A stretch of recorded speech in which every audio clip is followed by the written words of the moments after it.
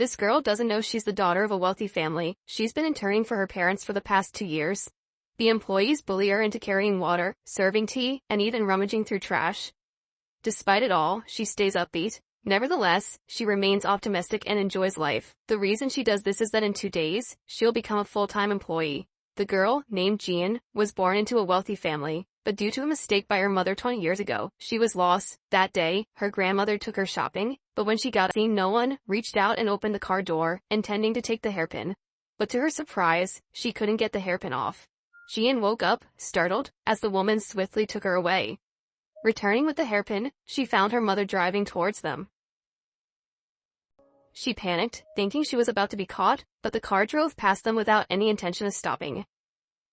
Only then did she dare to breathe a sigh of relief, and until now, her mother hadn't noticed her daughter was missing.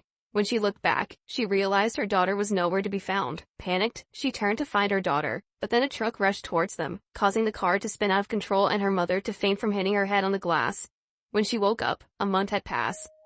Then, relying on her financial influence, she offered a reward of 6 billion won to anyone who found her daughter. Human interest news was broadcast continuously on TV for many hours, but her daughter was still missing. 20 years later, the mother couldn't believe her daughter was working at the family company. Moreover, she was often bullied and even given wrong tasks by the director, so she had to take his daughter to study. After dropping off the director's daughter, she finally had time to hang out with her friends. In the director's office, she got called to hurry to the hospital for his wife's father. Jean, on the brink of full-time employment, had to accept silently. She drove to the director's house. The director kept urging her on the phone, causing her to accelerate, but unfortunately, an accident occurred. Her car hit the rear of another man's car. With it being the director's car, she hesitated to involve the insurance company, thus she compensated from her own funds, but the man wanted 30 million won in compensation. Jean was immediately frozen. As an intern like her, where could she get such a large sum of money?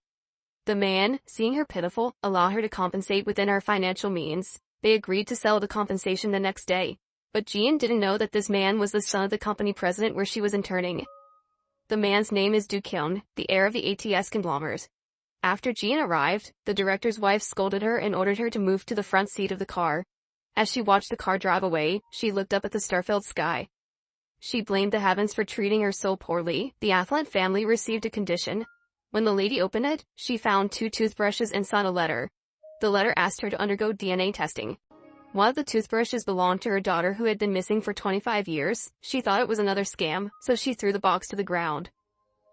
At this point, a strange phone sent pictures. She opened it to find her daughter's hairpin from that year along with a photo of the 2 girls. She looked at the photo excitedly, realizing that the person in the photo was Jean and Goo.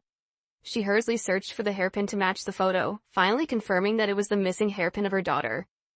Seeing her long-lost daughter, she was so excited that she fainted. Meanwhile, Jean is trying her best, but ultimately ends up disappointed. Only one person is chosen to be a full-time employee in the marketing department. Even after all the interns in the department put in effort, they still lost to a person with a lost connection. And that person is Jean high school friend named Ha-young. Even yesterday, they met at a gathering. Jean angrily confronts the other. Why didn't you tell me at the gathering? Ha-young casually says she wanted to see Jean defeated her parents. Jean turns off her aunt's phone and asks why she's so desperate. She'll kill Ha-young and then kill herself.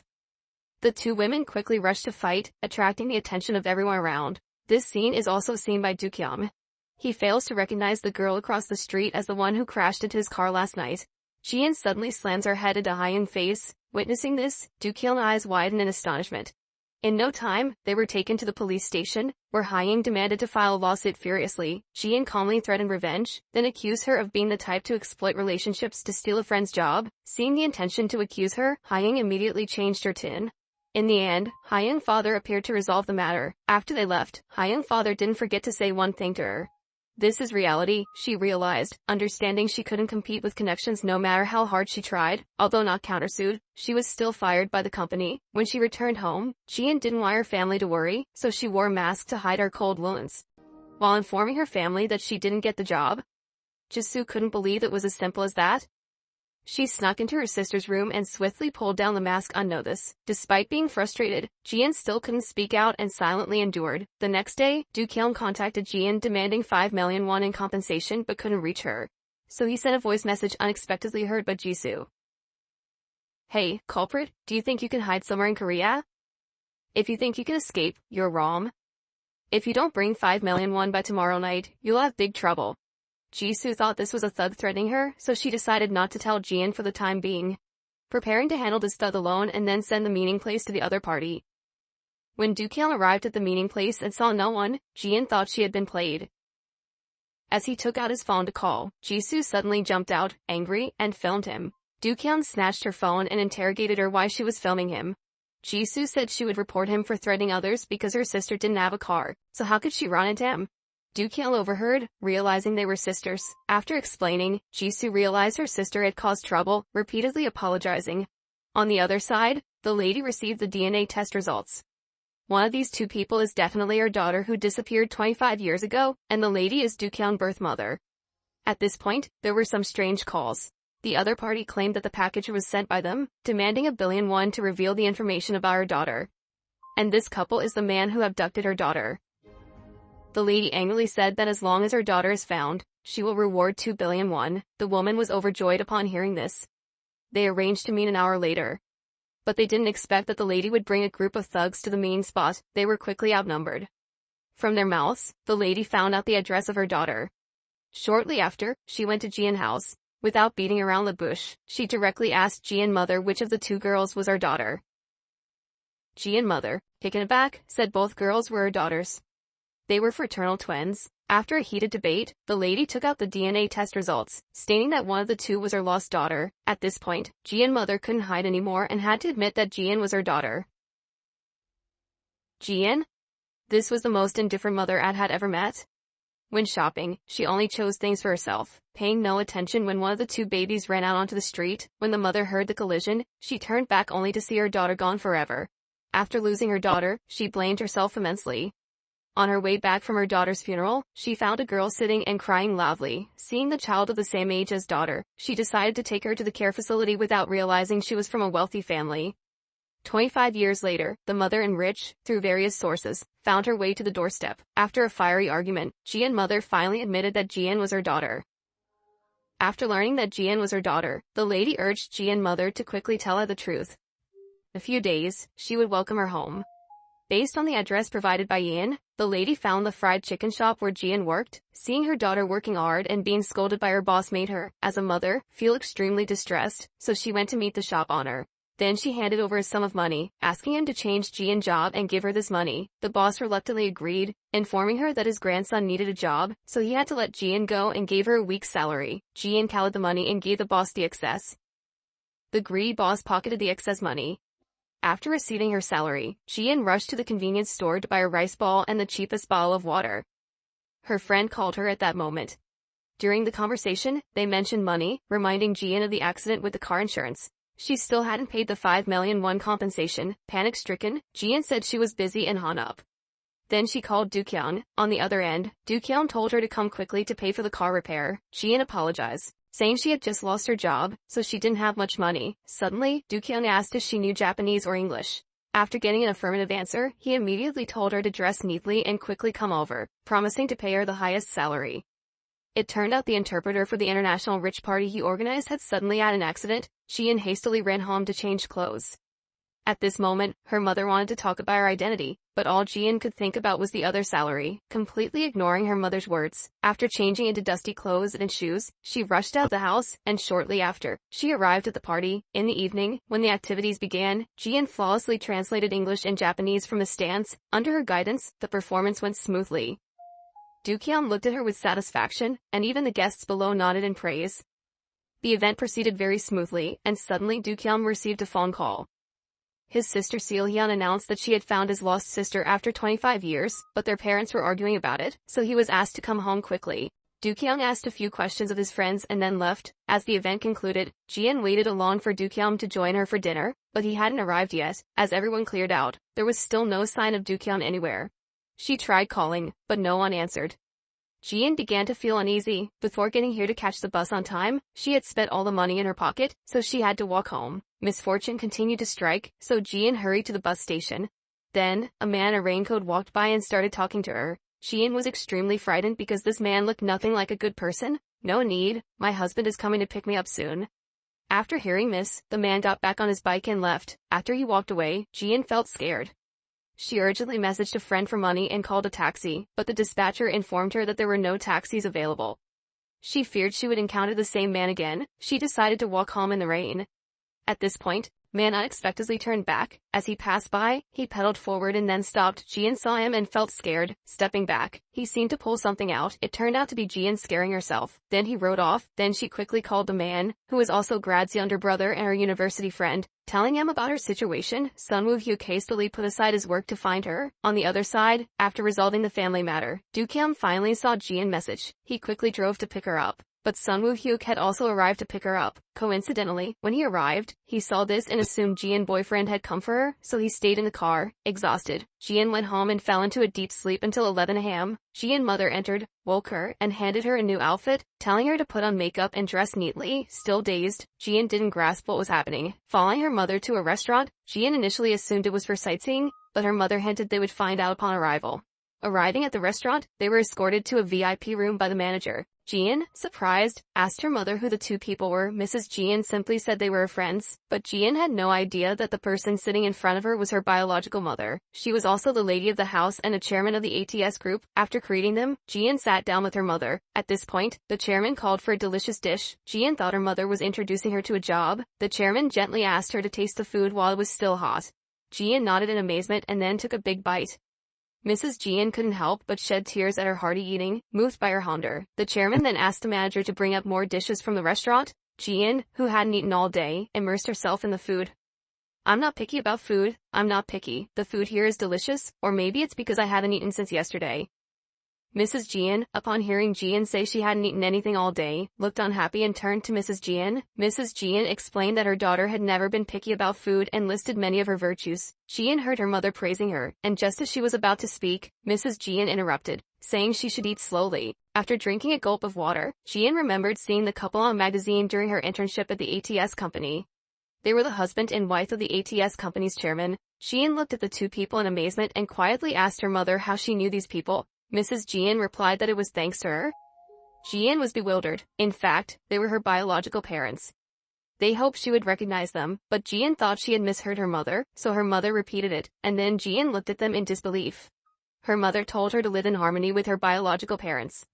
After saying that, she turned and left. Jian, seeing her mother leaving, grabbed her bag and followed her.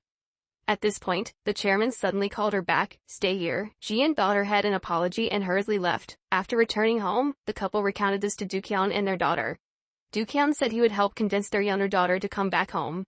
In the evening, Jian waited at the gate. When Mrs. Jian saw her daughter dressed so revealingly, she immediately scolded her. Am I attractive? Mrs. Jian's anger immediately subsided. Jian told her mother that even if she were a princess, she would never leave this house, but Mrs. Jian urged her to quickly return to her own home so she could fulfill her dream of studying abroad that she had always desired. Jian happily stated that between studying abroad and family, she would choose family. She snuggled against her mother, expressing her desire to stay close. Returning home, Jian glanced at the relatives she'd lived with for 25 years, deciding to forsake her affluent lifestyle. She then informed her mother of her decision. The next day, she started working as a service staff member and encountered various challenges. While helping load items into a car, they were blocked by another vehicle. She advised the driver to move back a bit, that they claimed not to know how to drive. Jian had to maneuver through a narrow space. Suddenly, her phone rang, and she thought it was Kyu calling to pay her wages from the previous day. Annoyed, she muttered, "Crazy?" Unexpectedly, the lady in the car overheard this and angrily got out. She accused Jian of cursing at her. Jian quickly explained that someone had been constantly messaging her. She was just referring to the message sender. The woman reached out to see Jian's phone. When Jian was about to take her phone out, the woman snatched it directly. Jian wanted to say something but hesitated. To her surprise, it was a message from her mother. The woman thought she was lying. At this point, Jian hurriedly explained it was all a misunderstanding, but the woman thought she was mocking her. Jian's younger brother, who coincidentally witnessed the scene, thawed his head and apologized to me. Jian didn't know what to do, continuously bowing and apologizing, but the woman still had no intention of forgiving her. The woman said they had spent 10 million won here today. The manager swiftly identified them as VIP guests and promptly instructed Jian to apologize. Tense, Jian clenched her fists, pondered her family, and apologized. Her younger brother hesitated, glancing at his staff badge before entering to offer assistance. The woman still refused to forgive Jian. When asked why she had to apologize, Jian could only apologize. More people gathered, finding the actions of the other woman and her mother unreasonable at this point. Seeing his sister apologize, the younger brother felt distressed. After the incident, Jian returned to work like a lost soul, only to be demoted by the director. She handed over money, announcing she'd been transferred. Jian was puzzled as she had already apologized. The director explained it was the customer's request, adding Jian should have apologized sooner, because her delayed apology had displeased the customer. Jian laughed, a smile tinged with disappointment and injustice towards her life. On her way home in the evening, she tried to keep a smile on her face to avoid her family noticing. Suddenly, Dookyun found her, and Jian quickly moved aside. Dookyun explained that he didn't intend to humiliate her by asking for money that day, but her indifferent attitude had angered him. He demanded that she pay for the car repair and quickly return the money to him. Jian, feeling fearful, looked at her tightly clenched fists with tension. Dookyun then said he didn't need her money but wanted her to understand. Think twice before reacting in the heat of the moment. After speaking, he drove away. Feeling humiliated, Jian couldn't contain her emotions any longer. She sat on the ground, crying bitterly. Jian decided not to dwell on money matters any longer. Finally, she decided to call her birth mother, asking if she could borrow 20 million won. Today, Jian made a very elaborate breakfast. She talked about her decision to return to her birth mother with everyone. She decided to return to her birth mother, but her younger sister and brother were very surprised. Their mother explained Jian's true background. Her sister opposed her actions, but her brother thought about the scene of her sister having to bow down to others. He seemed very supportive of his sister returning to her wealthy birth mother. On the other side, Mrs. Du received a call from Jian's mother telling them that Jian was coming home. Dookyun was eager to meet his younger sister, but his daughter Seo-hyun was a bit worried about her sister's sudden return.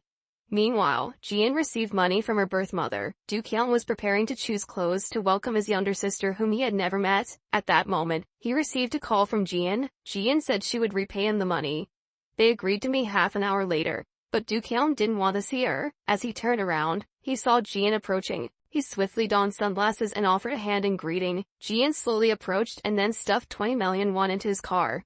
She told him to count the money quickly and write a receipt for her. Then they went their separate ways. Seeing so much money, Dookyun thought she was burdened with interest, so he refused to accept the money, but Jian said the money was completely legal. Then she threw the money into his hands. After arguing for a while, Dookyun still returned the money to Jian and quickly got into his car. Closing the window, Jian angrily pounded on the car door. He opened the window and said, "Please take the money, I don't need it.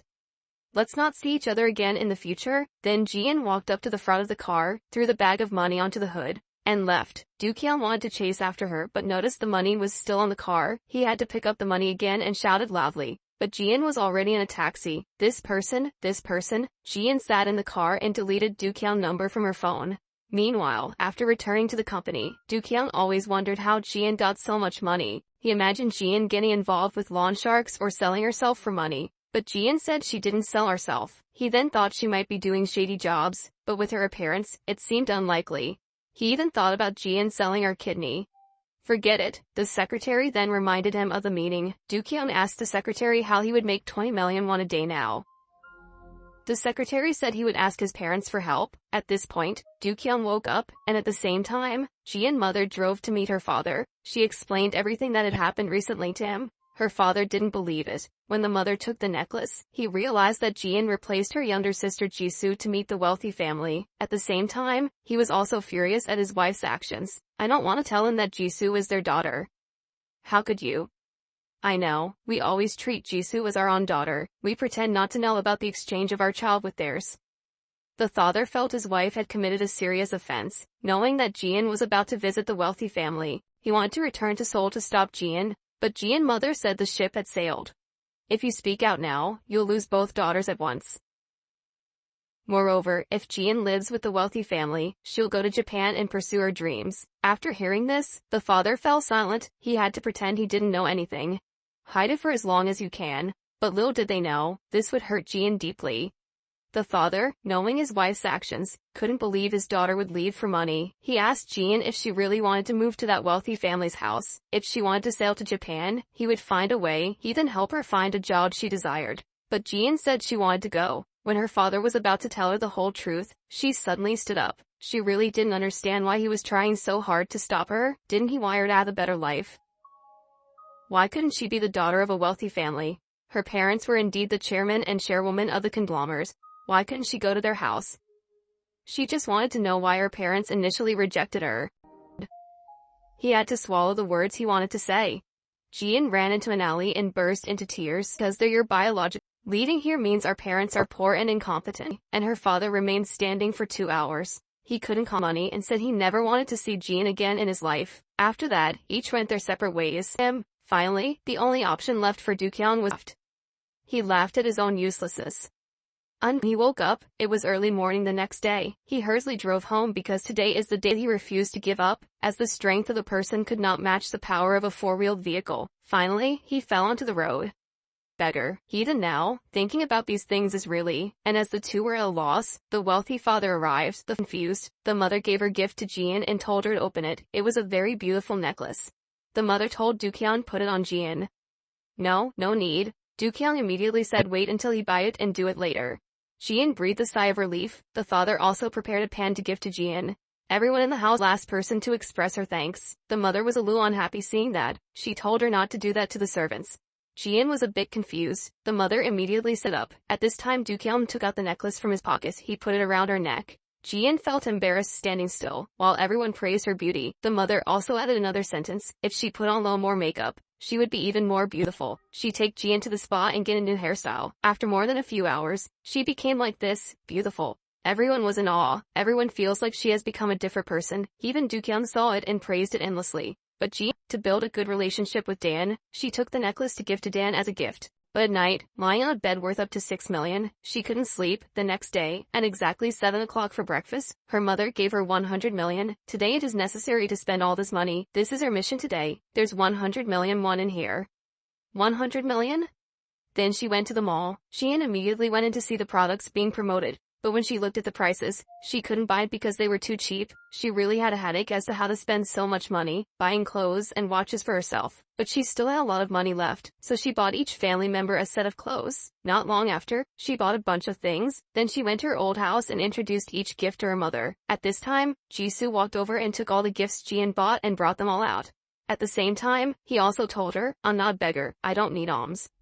When Jisoo said her father was chasing her and fell down the street, Jian was very worried, but at this moment Dukyang called. He asked her where she was when Jisoo suddenly called her father and was heard by Dukyang. Dukyang thought about Jisoo that he accidentally met a while ago, thinking that she had returned to her old home, so he lied to him that he would go to the shopping center 30 minutes later. Jian was extremely impatient. She quickly took the car to go to the shopping center. When he got to the garage, he took out all the things he bought for his adoptive parents and put them in the car. But Dukyang accidentally saw them. Next, she rushed to the cashier to pick up the bag she had deposited there. After finding Dukyang, the two went home. Mother wanted to see the items she bought. When Jian took out those items, the mother asked where was the receipt. Jian froze, not knowing what to say, because there were a lot of clothes she bought for her adoptive parents. When checked the receipt, she discovered that the number in it did not match the number. Jian finally admitted. Fortunately, the mother did not consider all of these things. When everyone had rested, Jian quietly ran out to handle the things she had bought for her adoptive parents. At this time, Hyuk called. While the two talked about money, this was heard by Dukyang nearby. He thinks Jian came into this house because of money. Without saying much, he immediately criticized her. Jian was about to explain when Dukyang interrupted. When you buy things for your adoptive parents' house, do you ever think about the feelings of this family member? That was my parents' money for her, but she didn't buy anything for her parents and Dan. Jian just kept silent. The next day, she returned all the clothes she bought for her adoptive parents and returned the remaining money to her biological mother. Not long after, the mother again found Jian to give her the daily schedule. Jian saw the tight schedule and was speechless for a moment. After a while, she had to go to the gym to practice to make her body more sexy. She is forced to replenish the knowledge lost over 25 years. In doing so, the wealthy family won't lose face.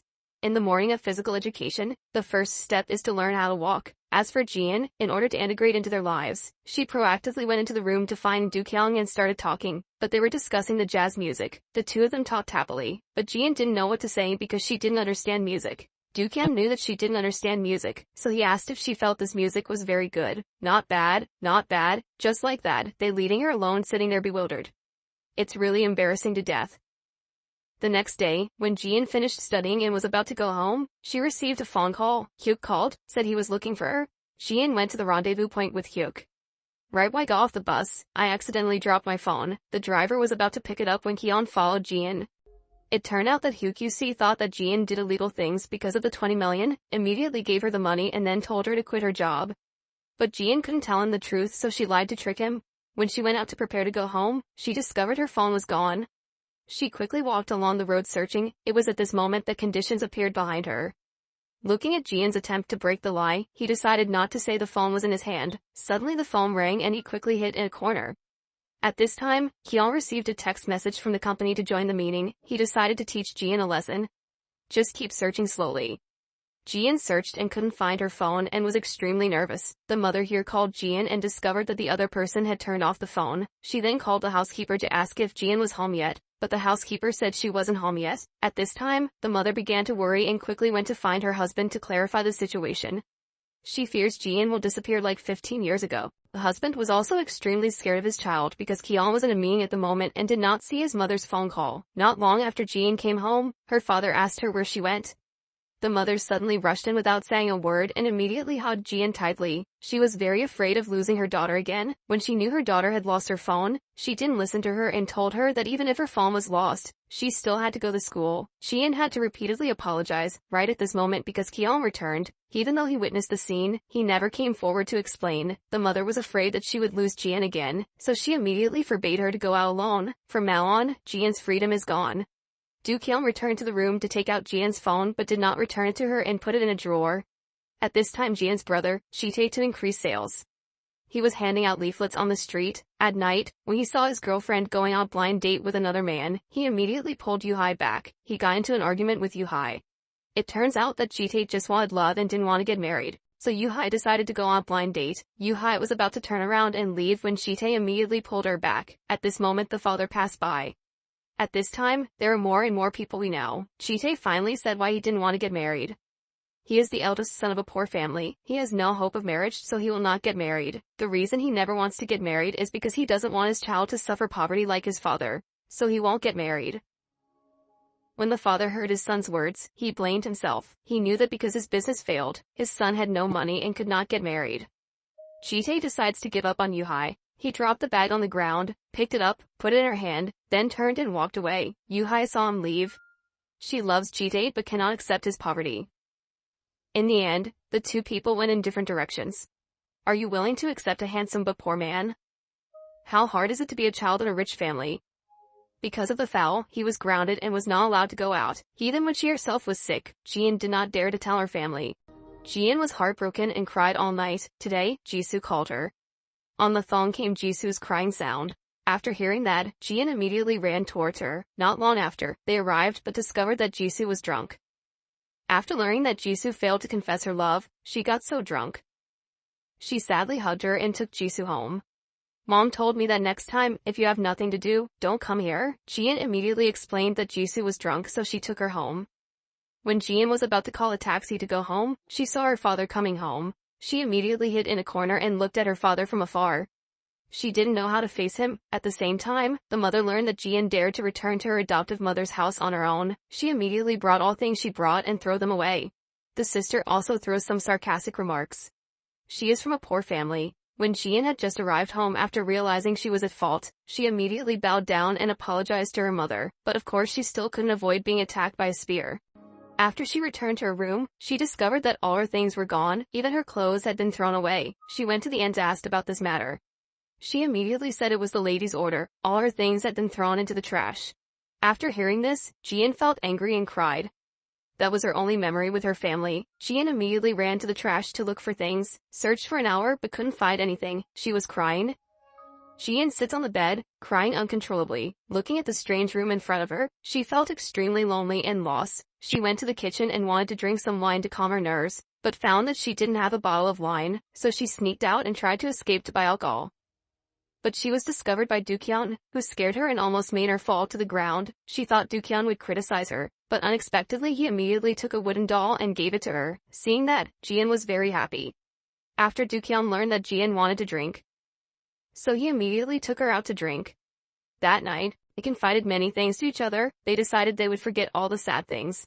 She discovered that their family's wooden dolls were kept on the bedside table, without missing one. Jian immediately ran forward and hugged them. To others, these are just ordinary dolls. But to Jian, these are extremely important things to her. The next day when all the workers were cleaning, they even invited the most famous cleaning company because they were preparing to welcome a very important person. That is Jian's grandfather, who is also the chairman. In this family, he is the most powerful person. After he returned home, the thing he wanted to do most was meet Jian. When Jian first met her grandfather, she felt a little nervous and scared. He moved forward and hugged Jian. Jian also let go of the tension because of that. She also hugged her grandfather tightly. Seeing this, Dan was extremely jealous. Her mother, after seeing the reunion of her grandfather and grandson, was extremely touched. While eating, grandfather even took the initiative to pour wine for Jian. This is considered a great honor for her. He even picked up food for her. So you could see that her grandfather really liked this granddaughter. Moreover, he even lied to her to come to the group to work tomorrow. He wanted her to get used to the corporation's working environment as soon as possible. The next day she was downstairs at the corporation. She thought about previous injustices, helping people carry water rations and even being forced to go to the trash can to pick up balls. Like this time when she came back, she used the identity of the leader. We were preparing to welcome a very important employee, just as they were discussing who that person was. A series of powerful footsteps suddenly arrived. At this moment, it seemed like they were all eyes to look at that important character. Hyun saw famous brands on Jian. Earplugs are also a type designed specifically. The Jian in front of them was completely different from the Jian who used to only wear cheap market clothes. After Hyun calmed down, she was read Jian, only Hyun angry and returned to her seat. Jian decides to go make coffee for everyone.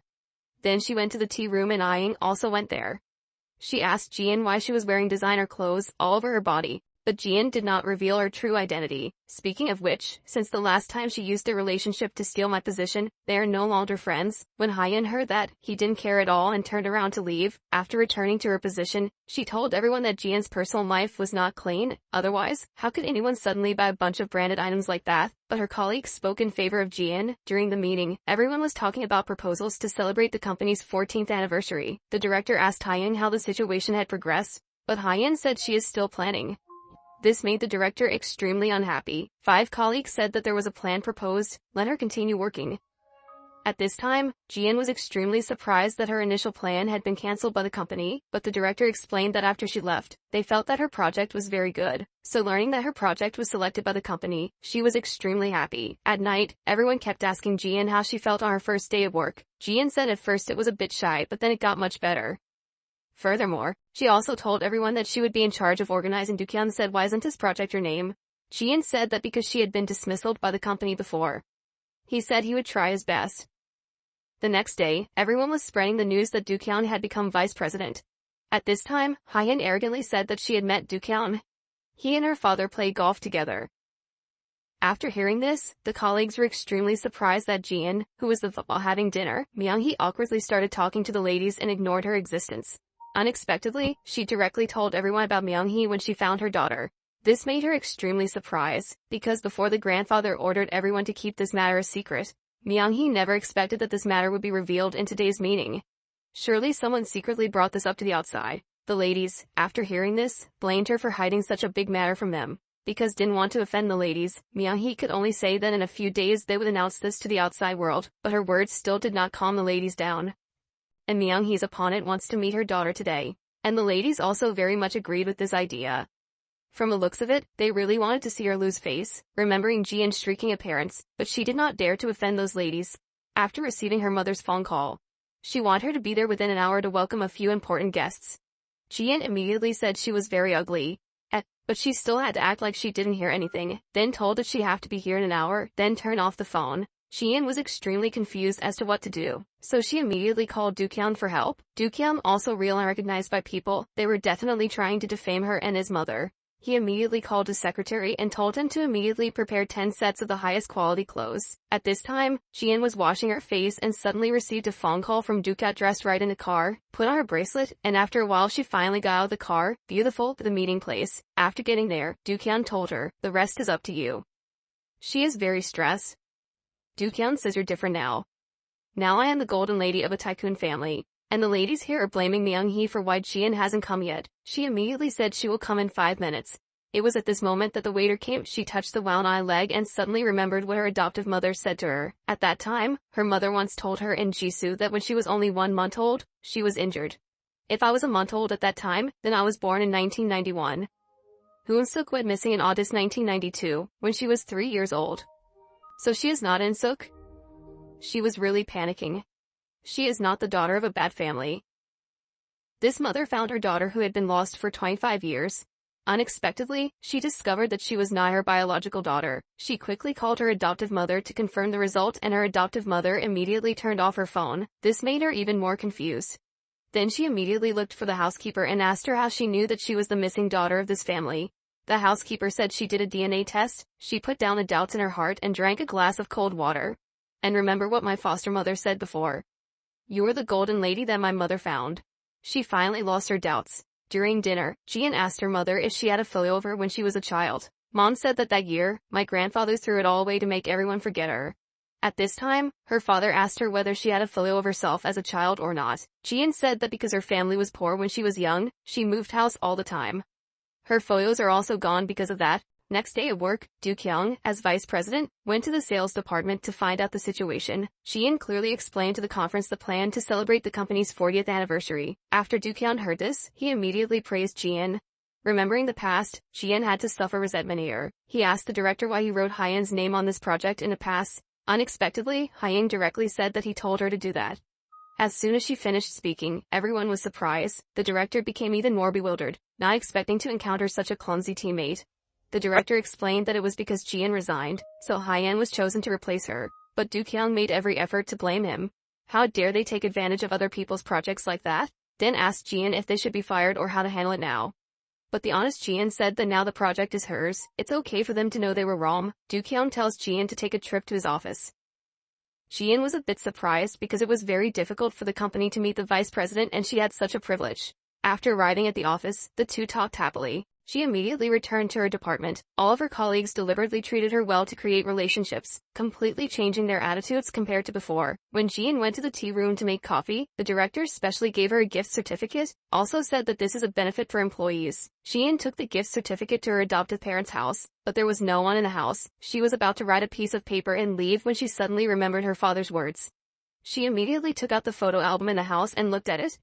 Are there any photos of her? No. She looked for a photo to take together, but when she opened the album, she discovered there were no photos of her.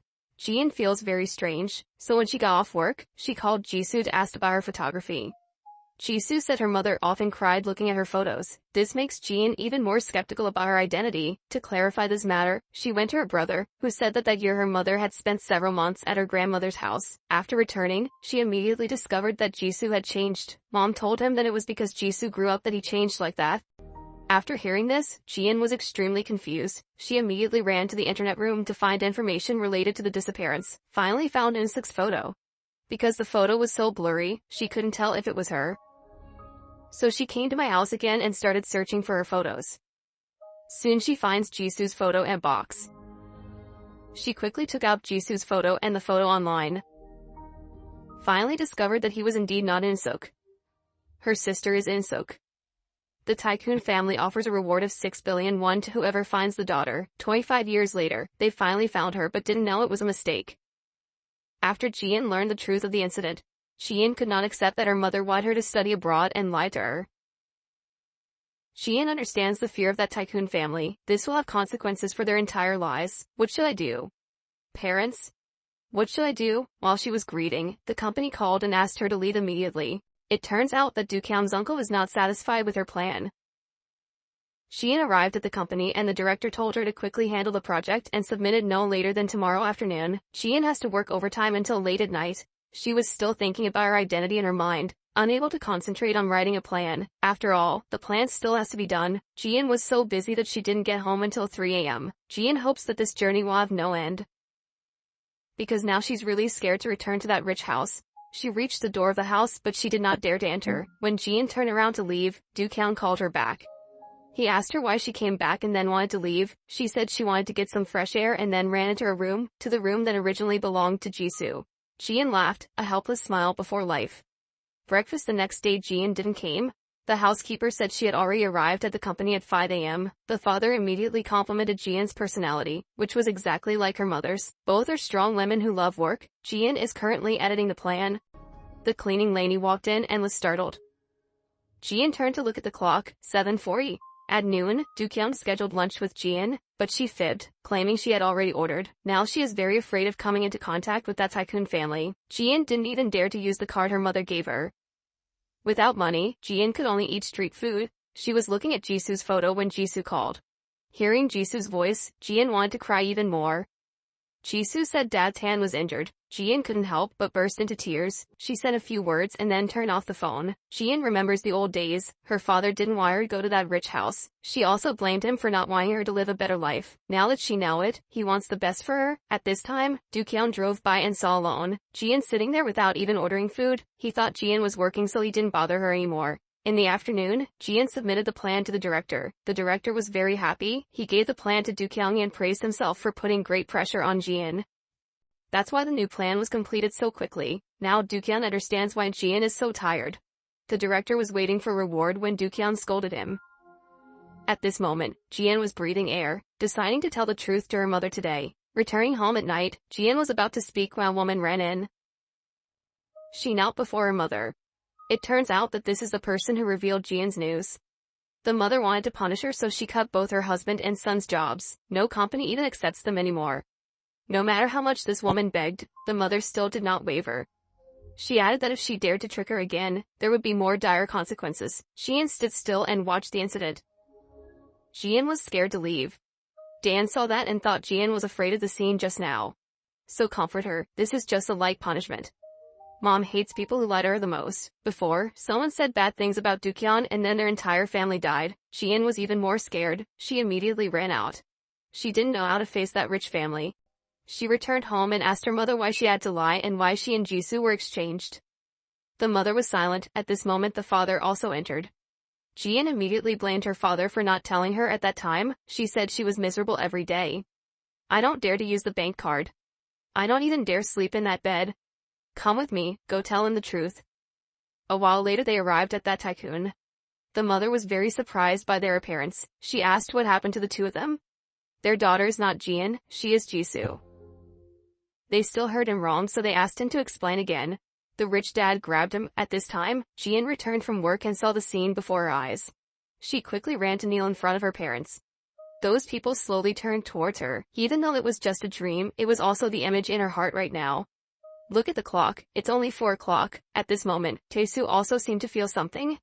She went to the park that she used to go to with her father. She looked up and saw her father sitting in the old chair. Jian was extremely surprised, but she did not dare to approach. She could only watch from afar. Then she went to the company again. Seeing that the anniversary is coming, Jian silently makes a decision. While at work, she told the director that on her anniversary she wanted some human resources. The director said it was reasonable. So who do you need? I need Hyum. Hyum? Everyone was extremely surprised. Jian said that besides herself, only Hyun understood this plan. The reason for doing so was because Jian wants to quickly lead this company. She didn't want the group's 40th anniversary to have problems because of her. She decided to let Hyun participate, and at the same time wanted Hyun to ensure that even without her, the operation would go smoothly. Hyun agrees. At night, Jian walked like a lost soul. She was about to go to a convenience store to buy miscellaneous food for dinner when Dookyung pulled her back. She was startled with fear. Dookyung didn't say anything, he just told her to quickly get in the car. In the car, Jian has never seen Dookyung so cold. She thought she had been discovered, so she was worried. When she got off the bus, Dookyung didn't wait for her. When Jian arrived home, the whole family was waiting for her. Waiting for her to sit down, the rich mother told her to answer honestly. Jian is ready for the worst to happen. Rich grandfather requested a press conference to publicize Jian's true identity. Dookyung quickly calls Jian. He said he would reveal her identity today. Jian was extremely scared because she knew she was just a fake lady. If this story is published, it will affect that rich family. What should I do? A press conference has been prepared. Grandpa was about to announce Jian's identity when she suddenly appeared and interrupted him. She wanted to have a chance to speak. With her grandfather's consent, she walked to the podium to speak. She started telling how she and Dookyung met. To prove the authenticity of the incident, she also invited the staff present at the hall that day. She then held up the photo and explained that this was when she asked for Dookyung's part-time salary. She even held out her phone to show everyone the money conversation. Someone asked how to prove that this is her account. Jian had prepared in advance, so she showed the printed proof data. After comparing and determining the same number, she also showed the data she found to everyone. Grandpa looked proudly at Jian. After finishing, Dookyung invited everyone to eat, but Jian lied that she had something to do so she couldn't go, and then she worked overtime alone. Unexpectedly it was 1 a.m. She went to the convenience store to drink alcohol. At this time, only alcohol can numb her nerves so she can't think about her own business. At this moment, Dookyung walked over. Because to thank Jian for today, he wanted to hug her, but she pushed him away. She really couldn't stand this torment anymore. She turned the card over to Dukyang. Jian said she was not his sister. Her mother switched her and Jisoo. He said his mother was very careful and did a DNA test, so it was definitely because I drank too much. Jian said it was true that DNA was done, but the wound on her leg was the clearest proof. Dukyang found the situation too vague, so he angrily returned home. He intended to ask his parents to clarify the situation. Jian begged him not to tell everyone the truth, because she is afraid that her rich mother will harm her parents and will even leave her whole family unemployed. She wants Dukyang to give her a chance so she can complete the company's celebration and make up for this mistake. If you do that, you will probably be able to ask for their forgiveness. After all, after living together for so long, Dukyang is soft-hearted. At this time the mother called. Jian opened the phone without knowing what to say.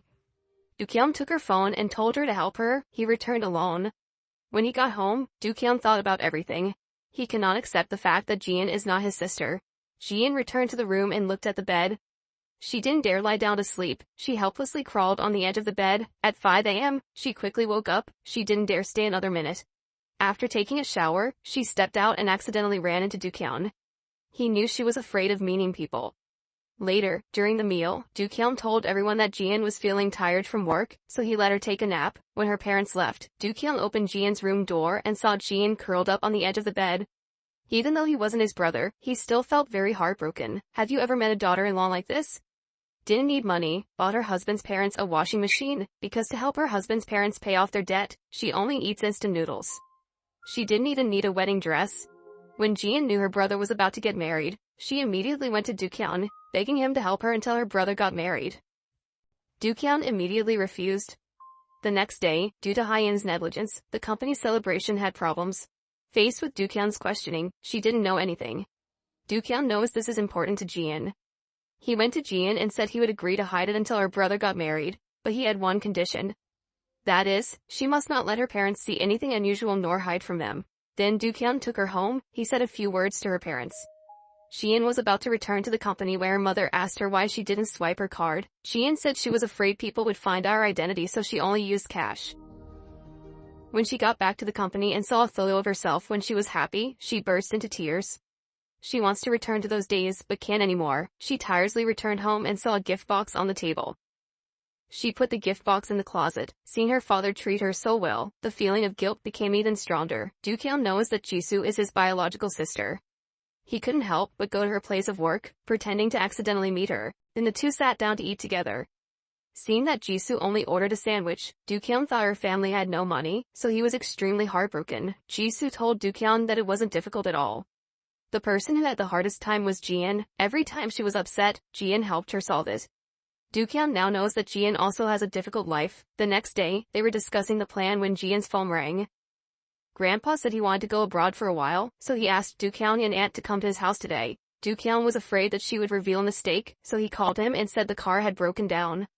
Unexpectedly, his aunt was there. Hearing him say the car broke down, he said he would call someone to pick them up. Dukyang had to take Jian to a deserted area.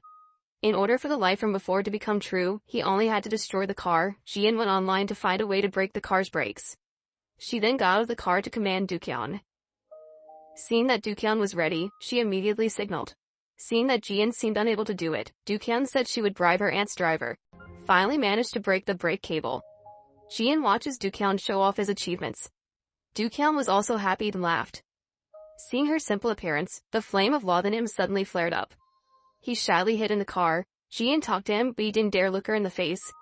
Then he got out of the car and lifted the stone out. Then he received his phone call again. Afraid that the road to the airport would be blocked, he decided to go ahead and tell the two people not to come over anymore. Two people were stuck in this deserted place. Jian works every day until dawn. That day, to make the company's celebration a success, she drove along to the deep mountains to find a shaman to help her. Unfortunately, the car got stuck in a quagmire and she couldn't drive through. Jian immediately got out of the car to check. She discovered the rut was very deep. She took out her phone and was about to call for help when she discovered there was no signal. Over here, Dukyang called her but couldn't get through. He was very worried. At this time, the secretary walked in and told him the temperature in the mountains was now -2 degrees. Dukyang thought about Jian's thin clothes as she left. It will definitely happen. He immediately went to the supermarket to buy a long fur coat. Before paying, he quickly left. On the way he called Jian but no one picked up.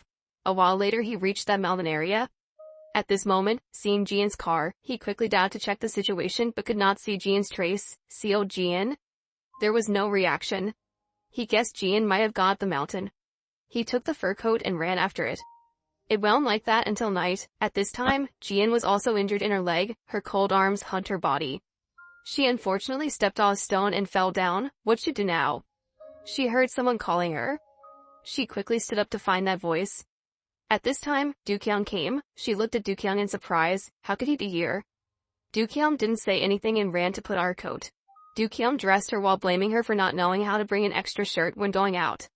The fire of love is rekindled. Jian said he had received his shaman's consent. He said he would come help at the 40th anniversary. Dukyang then raised his flashlight to light the way. Jian walked ahead. The two of you go together. Jian intended to let Dukyang go first, while he stayed to wait for the tow truck to arrive, but Dukyang did not agree. She had to sit in Dukyang's car and go home together.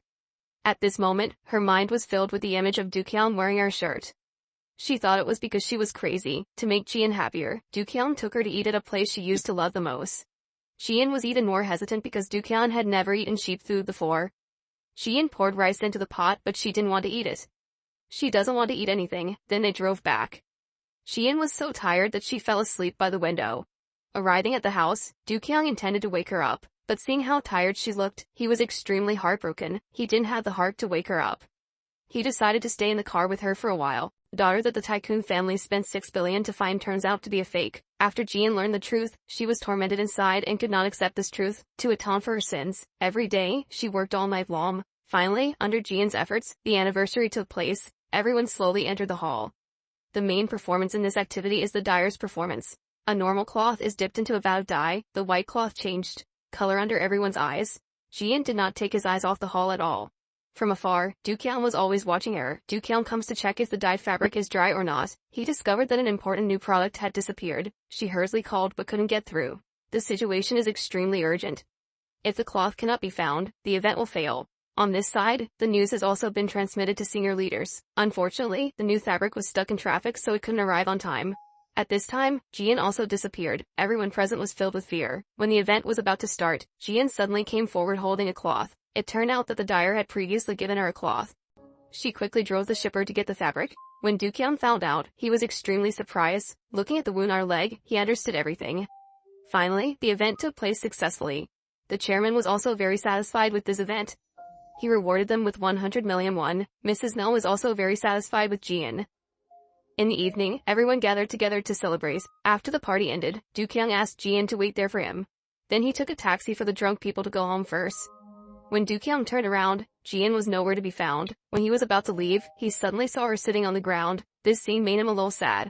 Because after today, she will leave the company and will tell the president and his wife the truth. Thinking of this, Jian is not very scared. Dukyang couldn't help but pat her head. He knew he was attracted to Jian. Dukyang wiped her tears and said, "Let's not see each other again." But in the end he still kissed her. Suddenly the car lights came. It turned out that the secretary came to pick them up and return. Dukyang explains that he drank too much. On this side, President Choi received a letter saying Jian was not their biological daughter. He suddenly remembered Jian's recent unusual behavior. He went to the hospital for a DNA test. Dukyang stood in front of the car door practicing greetings many times. The elevator door opened. Dukyang suddenly jumped back, but Jian acted like nothing happened. Jian greeted him very naturally. Dukyang prepared medicine to bring to the company and gave it to her. Jian received the medicine and said thank you. As everyone discussed yesterday's event, they spotted Hyen appear. At this point everyone knew she was the one who stole the cloth. At this time, Hyen also walked in, saying he came to hand in his resignation letter. Dukyang says who allowed you to quit your job. Hyen got scared immediately. The director asked, "Is this you?" But she refused to admit it. Finally, Hyen admitted his brazen actions. She said it was because she was jealous of Jian. Based on what? Jian just returned and was given important responsibility. Jian starts to feel sad. Hyen said he would compensate the company's losses. Dukyang says not only must she be compensated, but she must also be arrested. After hearing this, Hyen immediately panicked. At this time, someone from the legal department stepped in and took her to the police station. Hyen, now afraid, quickly said his father was President Yoon but still did not receive everyone's forgiveness. Dukyang couldn't take his eyes off Jian. He silently watched her work. Dukyang and the secretary went out to talk. Jian saw an iron on the girl's head. Jian quickly rushed forward and used her hand to support the iron. Jian's hand was severely burned. When Jian poured cold water on the burn, she suddenly received a phone call from Dan. Dan was recognized by a woman as a minor, who then beat her. Dan didn't dare go home, she could only ask Jian to help. At this time, Dookyun also called. Dan quickly on up. Jian took her to the shopping center to choose clothes. Dookyun couldn't contact Jian, so he went to the hall to find her. Dookyun rushed to the medical room but still couldn't see her sign. Thinking she had gone to the hospital, Dookyung asked the secretary to contact all the nearby hospitals to ask if anyone had been burned by an iron. As for me, I ran to large and small hospitals to search, but in the end I couldn't find it.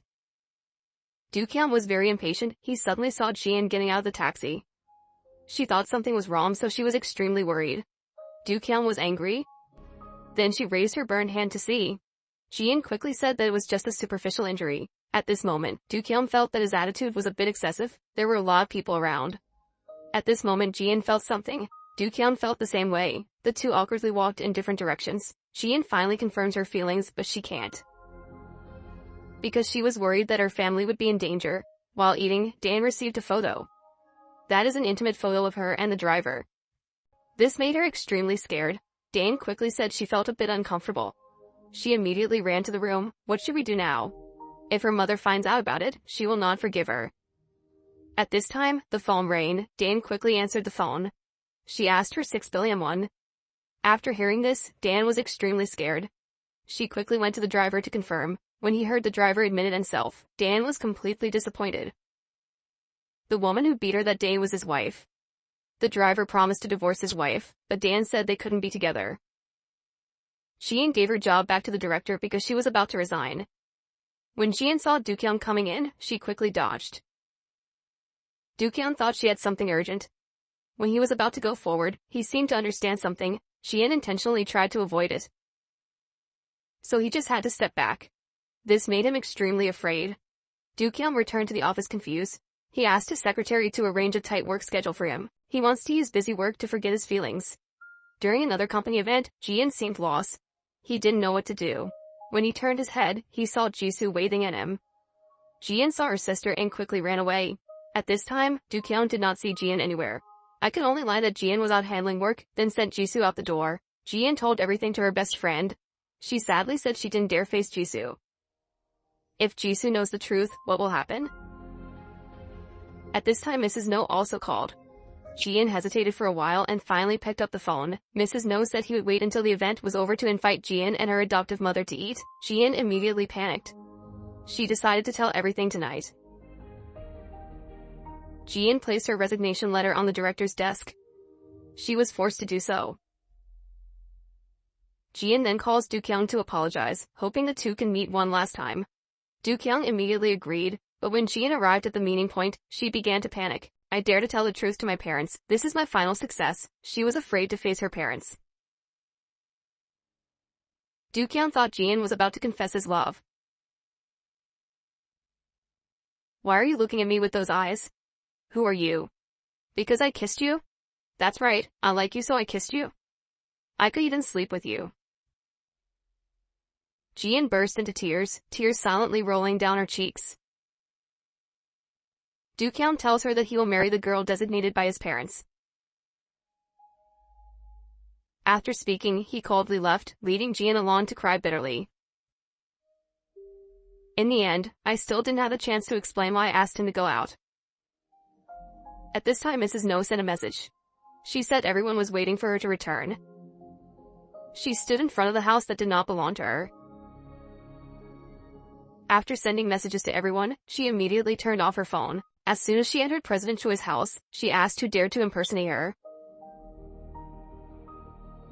Before Jian could tell the whole truth, she was suddenly put in a passive position.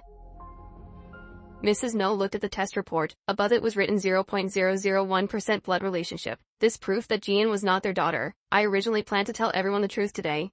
Does that mean you already knew? President Choi immediately understood. She had known for a long time that she was not their biological daughter, but had always hidden her identity. Jian knelt down to explain, but in everyone's eyes, it was just an excuse.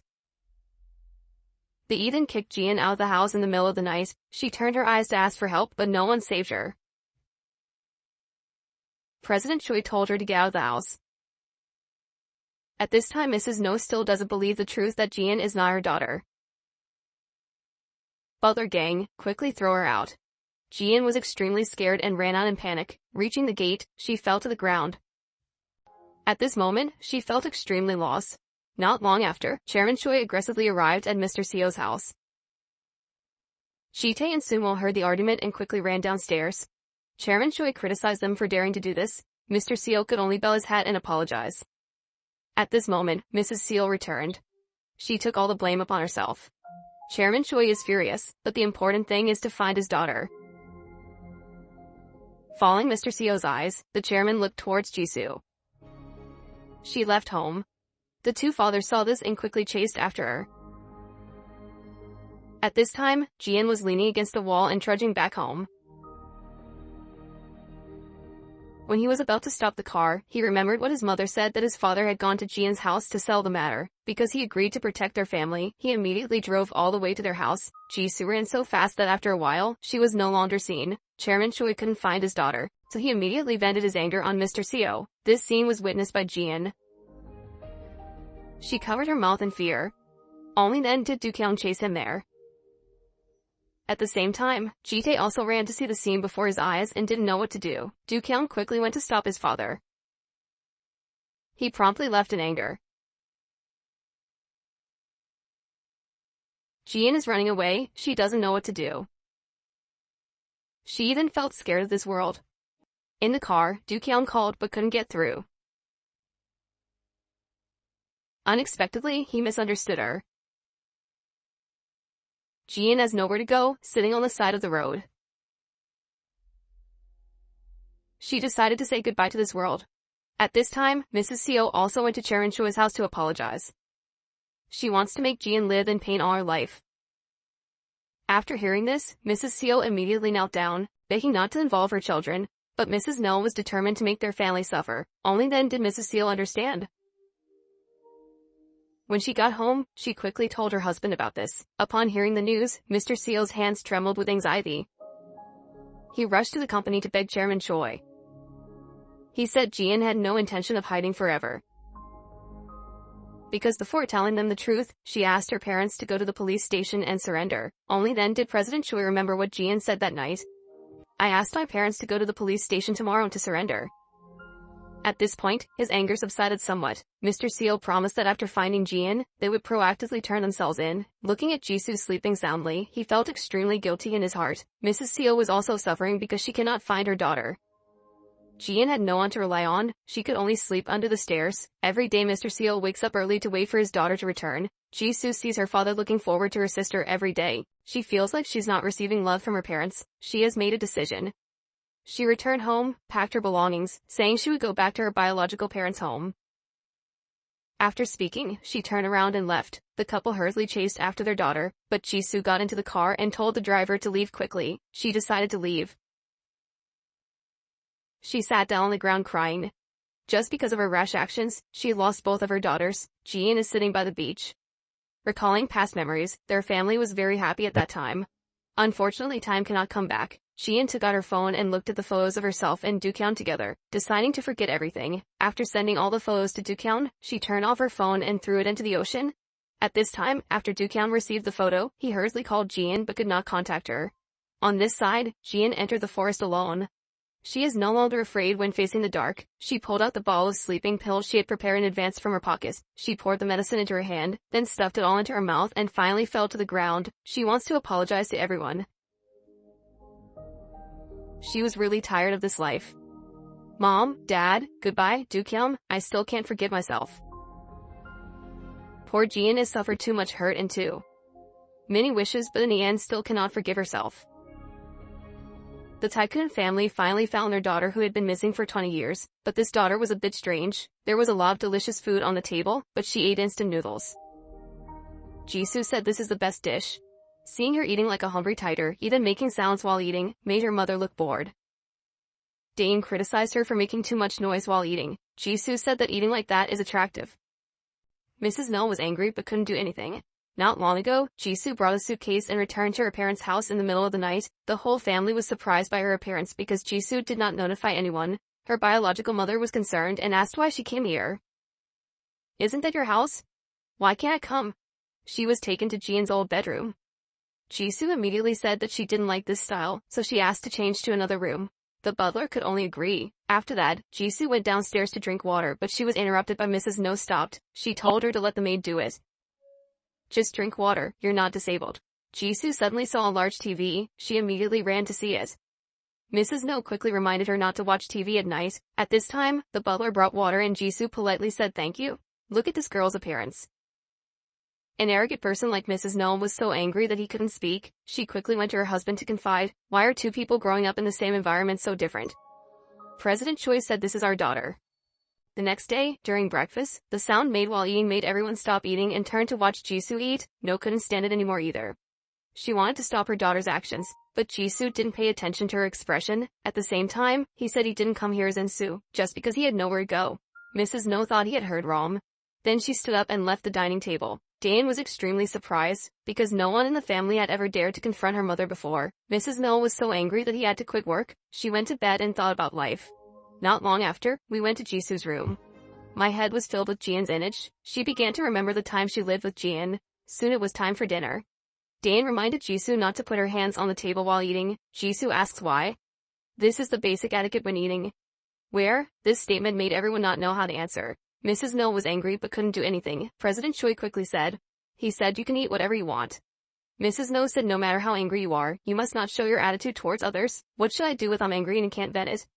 If you can vent, it will be more comfortable. Everyone is not an outsider. Jisoo complains that if it weren't for wearing an expensive diamond hairpin for her 3-year-old daughter that year, she wouldn't have been carried away by bad guys. This statement left President Chun with nothing more to say. The next day, Mrs. No returned from work. She went straight to the bathroom because she couldn't accept the truth.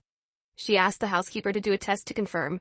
He then said the housekeeper must do it in the shortest possible time. Thinking that Jisoo is not her daughter, Mrs. No is fun, but the truth is always cruel. So Mrs. No decided to spend money to beautify her daughter. First go to the spa, then get a stylish hairstyle. Even Jisoo didn't recognize herself in the mirror. She gently stroked her hair, thinking to herself that she was so beautiful. Even the housekeeper was amazed by her beauty. After returning home, everyone praised her transformation. Being praised, Jisoo was very happy. Then everyone sat at the dining table. While eating, Jisoo returned to her true appearance. She used a salad knife to cut the beef. Dane reminds her that she used the wrong knife. Jisoo says it's no different.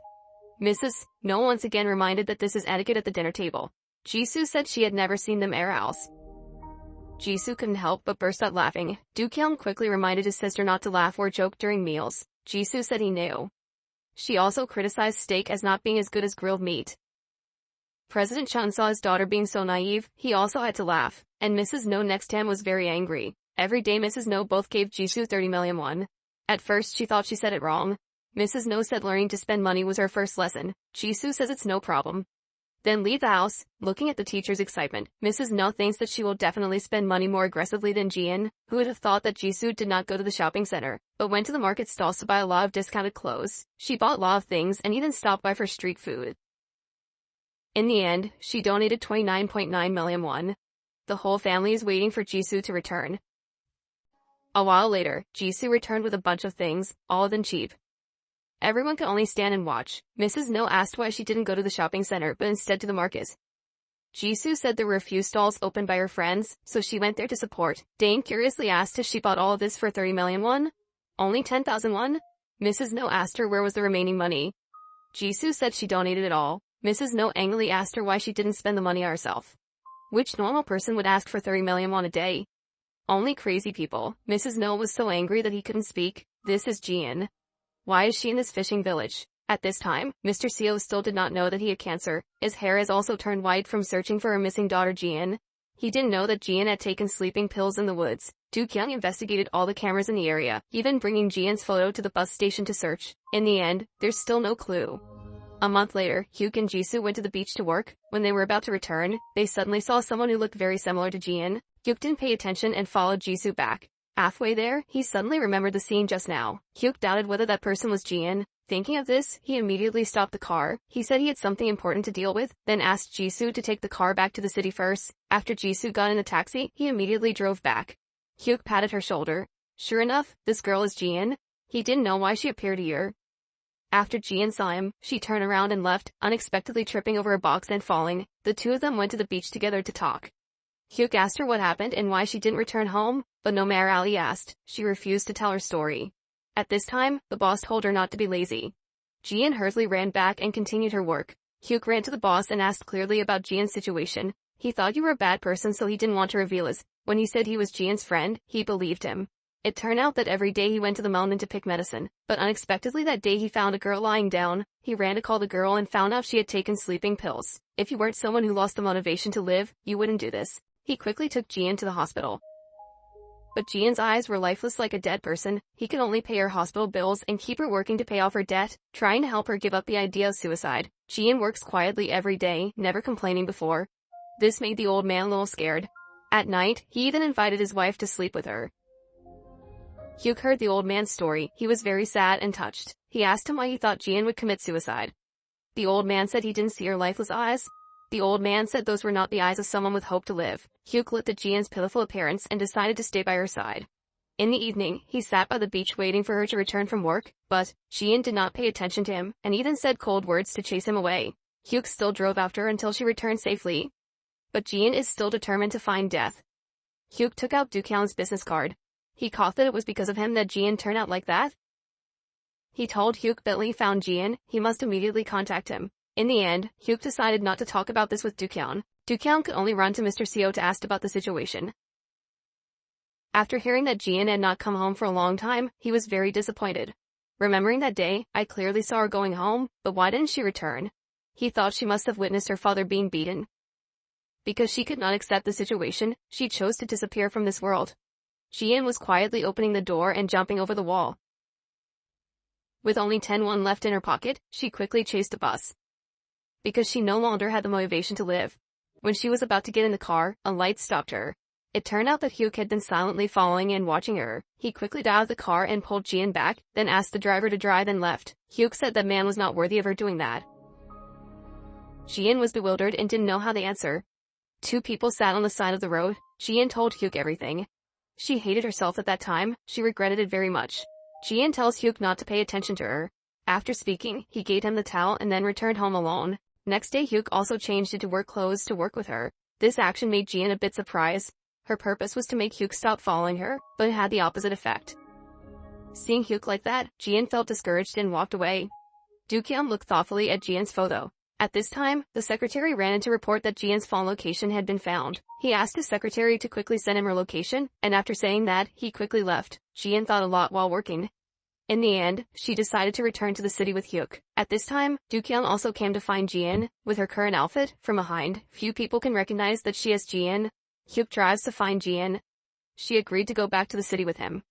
Dukyeon went to where Jian worked, then took out the phone to ask everyone. One person said she had packed her things and was preparing to leave, then she said that many men came to look for her. They even asked each other who was her boyfriend. Before leaving, the boss gave Jian some money, but she did not want to accept his money. He said this was her salary, then stuffed the money into Jian's hand. She knew he always intentionally kept her here. After hearing it, he was also very surprised. Jian asked him why he helped him. He lifted his sleeve to reveal the scars on his wrists. He said he and Jian are the same. After thanking the couple, Jian got in the car with Hyuk and returned. Dukyeon on the way back accidentally saw Hyuk's car. He immediately drove after him and discovered Jian sitting in the car. He rushed to block the car. Then got out of the car and walked towards Jian step by step. He opened the car door and said, "Seo Jian, get off the car quickly." Jian glanced at him. Seeing her sitting still, he pulled her out of the car. He questioned why she could do that. The thought also was not answered. Jian coldly said it had nothing to do with him, then turned around and got into the car. Dukyeon quickly pulled her hand back. Hyuk stepped forward and said he would take good care of her, so he could rest assured. Just like that, Jian coldly got into the car, looking like she had never known Dukyeon. He watched the car go away. He was very sad. Then he follows behind. Dukyeon thought Jian had asked Hyuk to come pick her up, and began to get jealous. I secretly thought that if she had such a good boyfriend, she would have a good life. I feel that Hyuk will definitely take good care of Jian, so when the traffic light turned red, he turned left and left. At this time, Jian's father still did not know that he had cancer. Every day he went everywhere looking for his missing daughter, each time sitting on the side of the road and waiting for a long time. He kept taking out his phone to call her, but there was never a signal. The next day, President Choi came to find him and said he would no longer prosecute him. "Thank you for taking care of Jisoo all this time and tell him to tell Jian that it's all in the past." At this time, Mr. Seo said that Jian was not home yet. This surprised President Choi because she had been missing for a month. When Mr. Seo got out of the elevator, he was seen by Dookyun. He wondered why Mr. Seo was here. At this point, Mr. Seo was exhausted.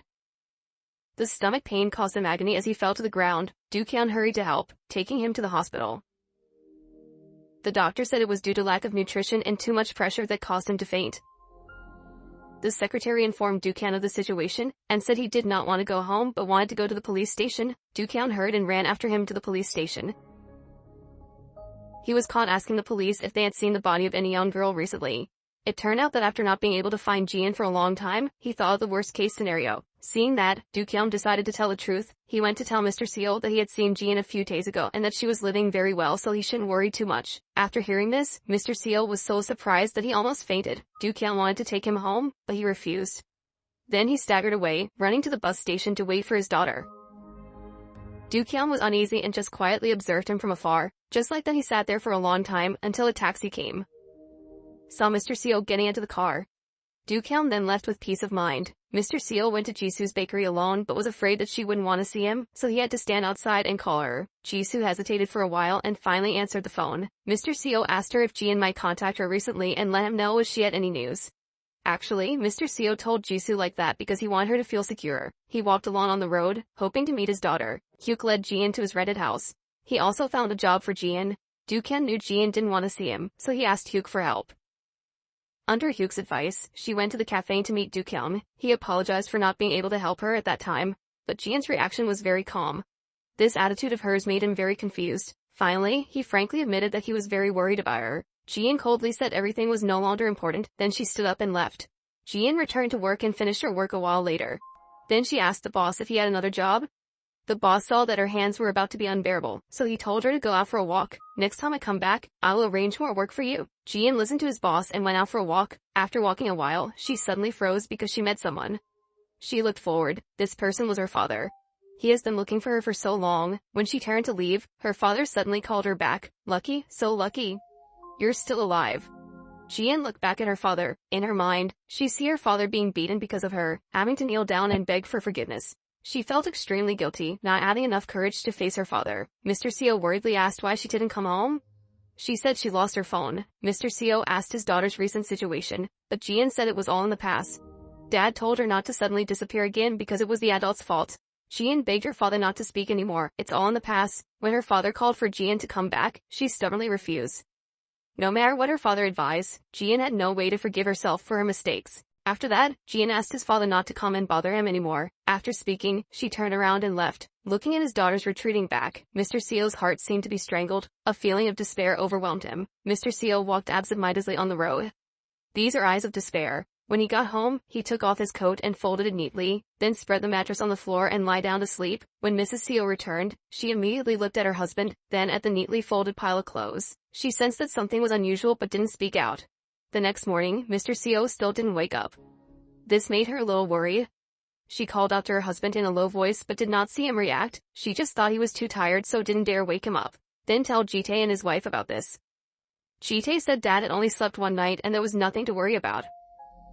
To atone for her crime, Mrs. Seo gave all the money from the store back to President Choi and said she had never touched his money. Hopefully their family won't continue to torment Jian anymore. Chairman Choi said he had negotiated with Mr. Seo 2 days ago. There is no need to do so. After hearing this, Mrs. Seo was extremely surprised. She recounted how Mr. Seo had been sleeping for 2 consecutive days without waking up. Chairman Choi began to empathize with their family. So he personally went to the hospital to ask about the cause of Mr. Seo's deep sleep. The doctor said this is the consciousness of not wanting to wake up. Because she was so miserable, she chose to fall into a deep sleep to escape reality. When Jitae returned from work and still saw his father sleeping, he discovered something unusual. He quickly called his father to wake up, but he still didn't see any movement. Jitae thought his father was sick so he woke him up, but he scolded him. Leave me alone. Returning to his room, Jitae started to get angry. He decided to move out tomorrow. But Sungwoo did not agree.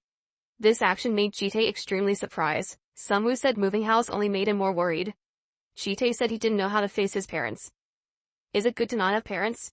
We cannot choose our parents. What will children do when their parents are in prison? Sungwoo's words woke him up. Mrs. Seo asked her husband why he was so angry. He said that Jian was now safe and returned, and after saying that, he lay down to sleep. Today, Jisoo returned from work and discovered that the room was full of branded items. This made her very surprised. She ran to open the clothes prison. She discovered that her clothes were gone, just a pile of branded clothes.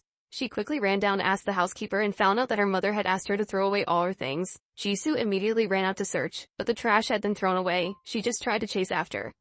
Accidentally, she met Do-kyun. She quickly got into the car and told him to quickly drive and chase after her.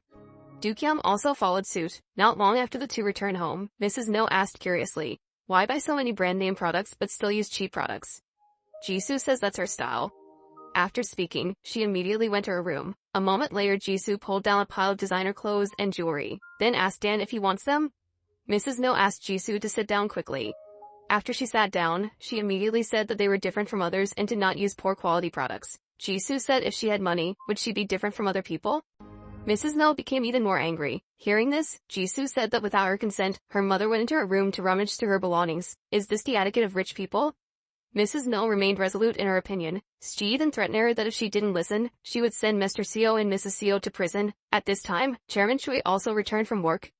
Jisoo's emotions officially broke out. She said Mrs. No is not my mother, she is just the person who gave birth to me. Jisoo said without hesitation that in her heart, everyone was just a stranger. This statement was overheard by President Choi and Do-kyun. Mrs. No angrily chased her out of the house. Jisoo frankly said she could go, but she had to buy herself an apartment, which was like a maintenance fee for leaving her alone for the past 25 years. Mrs. No has finally met his match.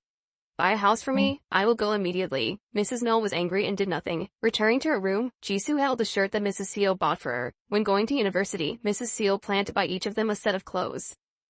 But in order to buy the shirt that Jisoo liked, she stopped buying new clothes for Jian. Only then did she understand Mr. and Mrs. Seo's heart. The next day, Do-kyun was thinking of a way to meet Jian when the secretary came to show him away. That's an excuse to say that the company's 40th anniversary event went extremely smoothly, so the superiors awarded rewards to those who have contributed. In the evening, Do-kyun waited for Jian to return from work. She stepped forward, saying she and he had no reason to see each other again. Do-kyun quickly took out some money and said this was the company's bonus. Unexpectedly, after Jian received the money, his lie was immediately exposed. 60 million won, minus taxes, would be 58 million won. Do-kyun was confused and didn't know what to say. Jian told him not to cling to her anymore. Do-kyun didn't want Jian to live in pain every day. He told her about Mr. Seo going to the police station to find her. If he hadn't told him, he would probably have traveled around the world looking for his daughter. Shouldn't she be worried about her father? At this moment, Jian knew that it was Do-kyun who told his father to come find him. How dare you do that? Who gives you the right to interfere in my life? Who told you to tell my father where I live? Jian's excitement made Do-kyun a little scared. Jian lost his reason and said that someone like him who was born with a golden spoon in his mouth would never think about other people's things. Who gives you the right to interfere in other people's lives? Do-kyun felt scared for the first time. After this, I don't want to see you anymore. Do-kyun understood Jian's thoughts, so he decided to end this emotional episode. The two passed each other, then they went in different directions. The next morning at dinner, Mrs. No announces that Soare is about to return home. Do-kyun said he had just heard the news. Jisoo expressed curiosity and asked who Soare was. Mrs. No said it was her future sister-in-law. Just like that, under the family's arrangement, Do-kyun and Soare had their first date. The two also got along very well, but Do-kyun suddenly remembered Jian. When she brought Soare home, she asked him about their engagement. But Do-kyun said he didn't need to get engaged and wanted to get married. This answer of his made Soare extremely surprised. The next day, the two went to the ice skating rink together. On the way back, Soare said that Do-kyun already had a girl he loved. Do-kyun was confused and speechless. Soare continued to talk, because today she intentionally failed to test him. But after he caught her, he immediately kept his distance. Do-kyun also didn't know how to answer. Soare says if he doesn't handle this feeling, they can't get married. Do-kyun started to panic. Because only when he marries Soare, he can inherit. Returning home at night, the housekeeper called him back, then gave him Jian's bag, and asked him to help return to her if he saw Jian. It turns out that on that day, Jian was so scared that she forgot her bag. The next day, he personally returned the bag to her. At the same time, he also said that he could ship it to her, but he still wanted to personally deliver it, because he was about to cut off all ties with her. The two of them said many goodbyes to each other. Looking at Jian's back gradually disappearing, Do-kyun's heart felt like it was bleeding. On the way back home, his mind was filled with Jian's image. He couldn't concentrate on driving. At this moment, a truck came rushing by. He suddenly remembered the most important person in his life.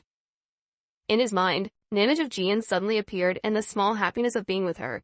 In this moment of life and death, he finally understood his heart. I don't know when Jian became an important person in his heart. He quickly turned the steering wheel and was lucky to escape death. After the car stopped, he realized he couldn't live without Jian. He returned home to see his parents waiting for him. The chairman announced that the two families had decided to host a party for him and Soare next month. After Dukyang determined his feelings, he directly said he did not want to marry Soare, not wanting to accept this loveless marriage. Mrs. No said this was not his decision, because this marriage was related to the survival and development of the company. The next day, he invited Soare out for dinner. He told her that he still loved that girl very much, so I can't marry her as planned.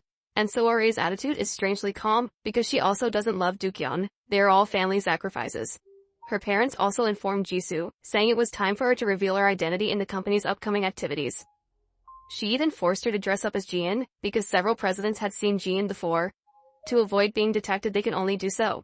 Jisoo had a very difficult time living as Insu. At this time, the grandfather also called to advise his granddaughter. Jisoo finally only reluctantly agreed. The next day, she started learning the rituals. The day of the event quickly arrived. Senior leaders have all taken their seats. On this side, Jisoo also dressed up as Jian. Looking at her unfamiliar appearance in the mirror, Jisoo suddenly felt scared of this life. The housekeeper next to her did not forget to remind her when she introduced herself. Just think of it as introducing another woman. On the stage, grandfather was proudly speaking about the glorious history of the corporation. The atmosphere below also begins to heat up. At this time, Jisoo was standing outside the door listening to her grandfather's confident presentation, which made her even more nervous. He announced to everyone that today he will introduce an important person. The butler slowly opened the door. Jisoo was both worried and scared. Jisoo walked step by step towards the door. Why are there so many people coming? Jisoo was confused and didn't know what to do. In the end, she chose to run away. Seeing everyone in the hall bewildered, grandfather said, "The important people I want to introduce today are all of you present here." 10 behavior points. Everyone below happily applauded. Jisoo panicked and ran on the street. Like a lost soul, she quickly took a taxi to her adoptive parents' house. But as soon as she got out of the car, the housekeeper brought someone to take her back. At this moment, Jisoo was extremely scared. Regardless of whether she wanted it or not, they directly dragged her into the car. Her grandfather was furious. No one dared to say a word. At this moment, Jisoo became even more panicked. The person who came down was scolded by his grandfather. Grandfather asked her why she ran away, why she embarrassed the family. He said that as a member of a corporation, making trade-offs is natural, but Jisoo dared to disobey him in front of the crowd. Jisoo cried and explained that she was afraid of becoming Jian's shadow. Her grandfather thought she was looking for an excuse to cover up her weakness. Grandfather was disappointed in Jisoo, so he called Mrs. No quickly took her abroad. At this moment, Jisoo realized that her sister Jian was very miserable living in this family. At night she hid under the blanket and cried. She really wanted to return to her adoptive parents, because there is no love in this house.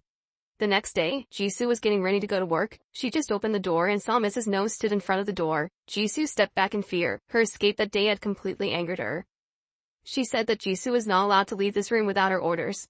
Over here, Dukyang found Soare's mother, saying he couldn't marry her daughter, because this is a loveless marriage. Dukyang began to learn Jian's way of living. He tried eating a cup of noodles for 201, but even so, Jian's attitude towards him was still very cold. "I'm back. I have to ask, why did you come back?" Jian didn't pay attention to what he said. After eating the bowl of noodles, he turned around and left. Dukyang kept following her like that. Jian helplessly asked why he did that. "Because I miss you." Jian asks if I will continue to do this forever. "That's right. But I did not like that." Jian thought he was crazy and left directly. Dukyang continued to follow, explaining that what happened before was all a misunderstanding. But even so, Jian cannot forget what happened that night. She even scolded him for being selfish, but Dukyang just laughed. This left her bewildered and incomprehensible. "My personality from that time is back." Dukyang said he had to go to work and see her later. After speaking, he happily left. Today, Dukyang's marriage partner suddenly came to her. She wanted to see what kind of person Jian was that could make Dukyang turn his back on the family. Soare used the excuse of wanting to place an order to talk to Jian. Jian happily agreed to the customer's invitation. Jian asked what kind of lamp she wanted to order. Soare said she wanted to order a pair of lamps for the engagement ceremony. Jian said he would design one for her to look as. Then she took pen and paper and started designing. Soare sat quietly looking at Jian. A moment later the design was born. Soare looked at the drawing and then turned to ask Jian, "Can you engrave the names of the couple for me?" Jian said, "What name?" "Jang Soare, Choi Dukyang." At this moment, Jian knew that the other person did not want to order the lamp. Jian says that she and Dukyang have no relationship at all. After she finished speaking, she immediately tore up the design. Soare asked Jian how she felt when she saw her. Did she feel self-conscious? Jian asked Soare why she paid such attention to her. Because she's rich and beautiful, do I have to feel self-conscious in front of her? Then reiterated again that he and Do-kyung did not have any relationship. After speaking, she stood up and left, but unexpectedly Soare started following Jian. Jian asks when the engagement will take place. Soare says they have already set a wedding date. When Jian finished listening, the pen in her hand immediately fell down. Soare was invaded by water. She asked Jian to finish it as soon as possible and bring it to Do-kyung's office. Jian said there will be delivery staff to bring it, but Soare wanted her to be the one to bring it to prove that she and Do-kyung did not have any relationship. Jian had to agree, but she didn't know that Soare was secretly approving of the two of them. It turned out that 2 days ago, Do-kyung came to ask her and her to cancel the engagement between their families. Soare happily agreed because she also had someone she liked. This time she came to see if Jian really likes Do-kyung. Finally she got the result she wanted. Not long after, the news that Do-kyung did not want to marry Soare was quickly conveyed to his grandfather. He guessed he had the girl he loved and immediately called Mrs. No. Quickly found out who that person was. The next day, when Do-kyung returned to the company, he discovered everyone was whispering about something. When he came closer to observe, he realized that he had been demoted to work in another city. Just looking at Do-kyung, he immediately guessed that this was his grandfather's trick. Before being transferred, he wanted to see Jian once. On the way to meet Jian, his heart was pounding. Over here, Jian is working enthusiastically. Seeing her extremely happy at this moment, Do-kyung arrived and saw the scene, and he also suddenly smiled happily. Suddenly he looked at himself in the rearview mirror and remembered his friend's words. There will be times when you feel tired and miserable, then smile again. Seeing Jian happy, a bold thought suddenly flashed in his mind. After returning to the company, he immediately went to see his parents. He said he wanted to withdraw from a group and did not want to become any heir.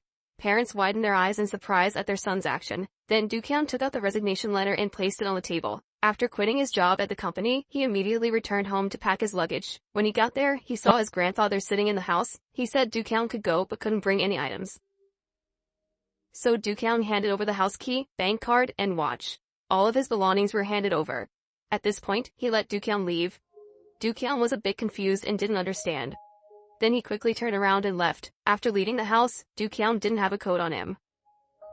He trembled as he walked down the street. But anyway, this is my choice, so he decided to do it until the end. Do-kyung used the little money he had left to buy a lot of new clothes. After that, he went to a high-end hotel and rented an expensive room. A person like him who is used to spending lavishly has no idea how difficult the next few days will be. Over here, my grandfather is telling everyone in the house not to allow to help Do-kyung, otherwise he would be kicked out of the house. The next day, Do-kyung took a car to find his friends for help. When he got off the bus, he conveniently gave the driver 100 won. After arriving at his friend's company, he hoped the other person could lend him some money, and said that he only had 400,000 won. When his friend heard that, he advised Do-kyung to quickly go home, and apologize to his family.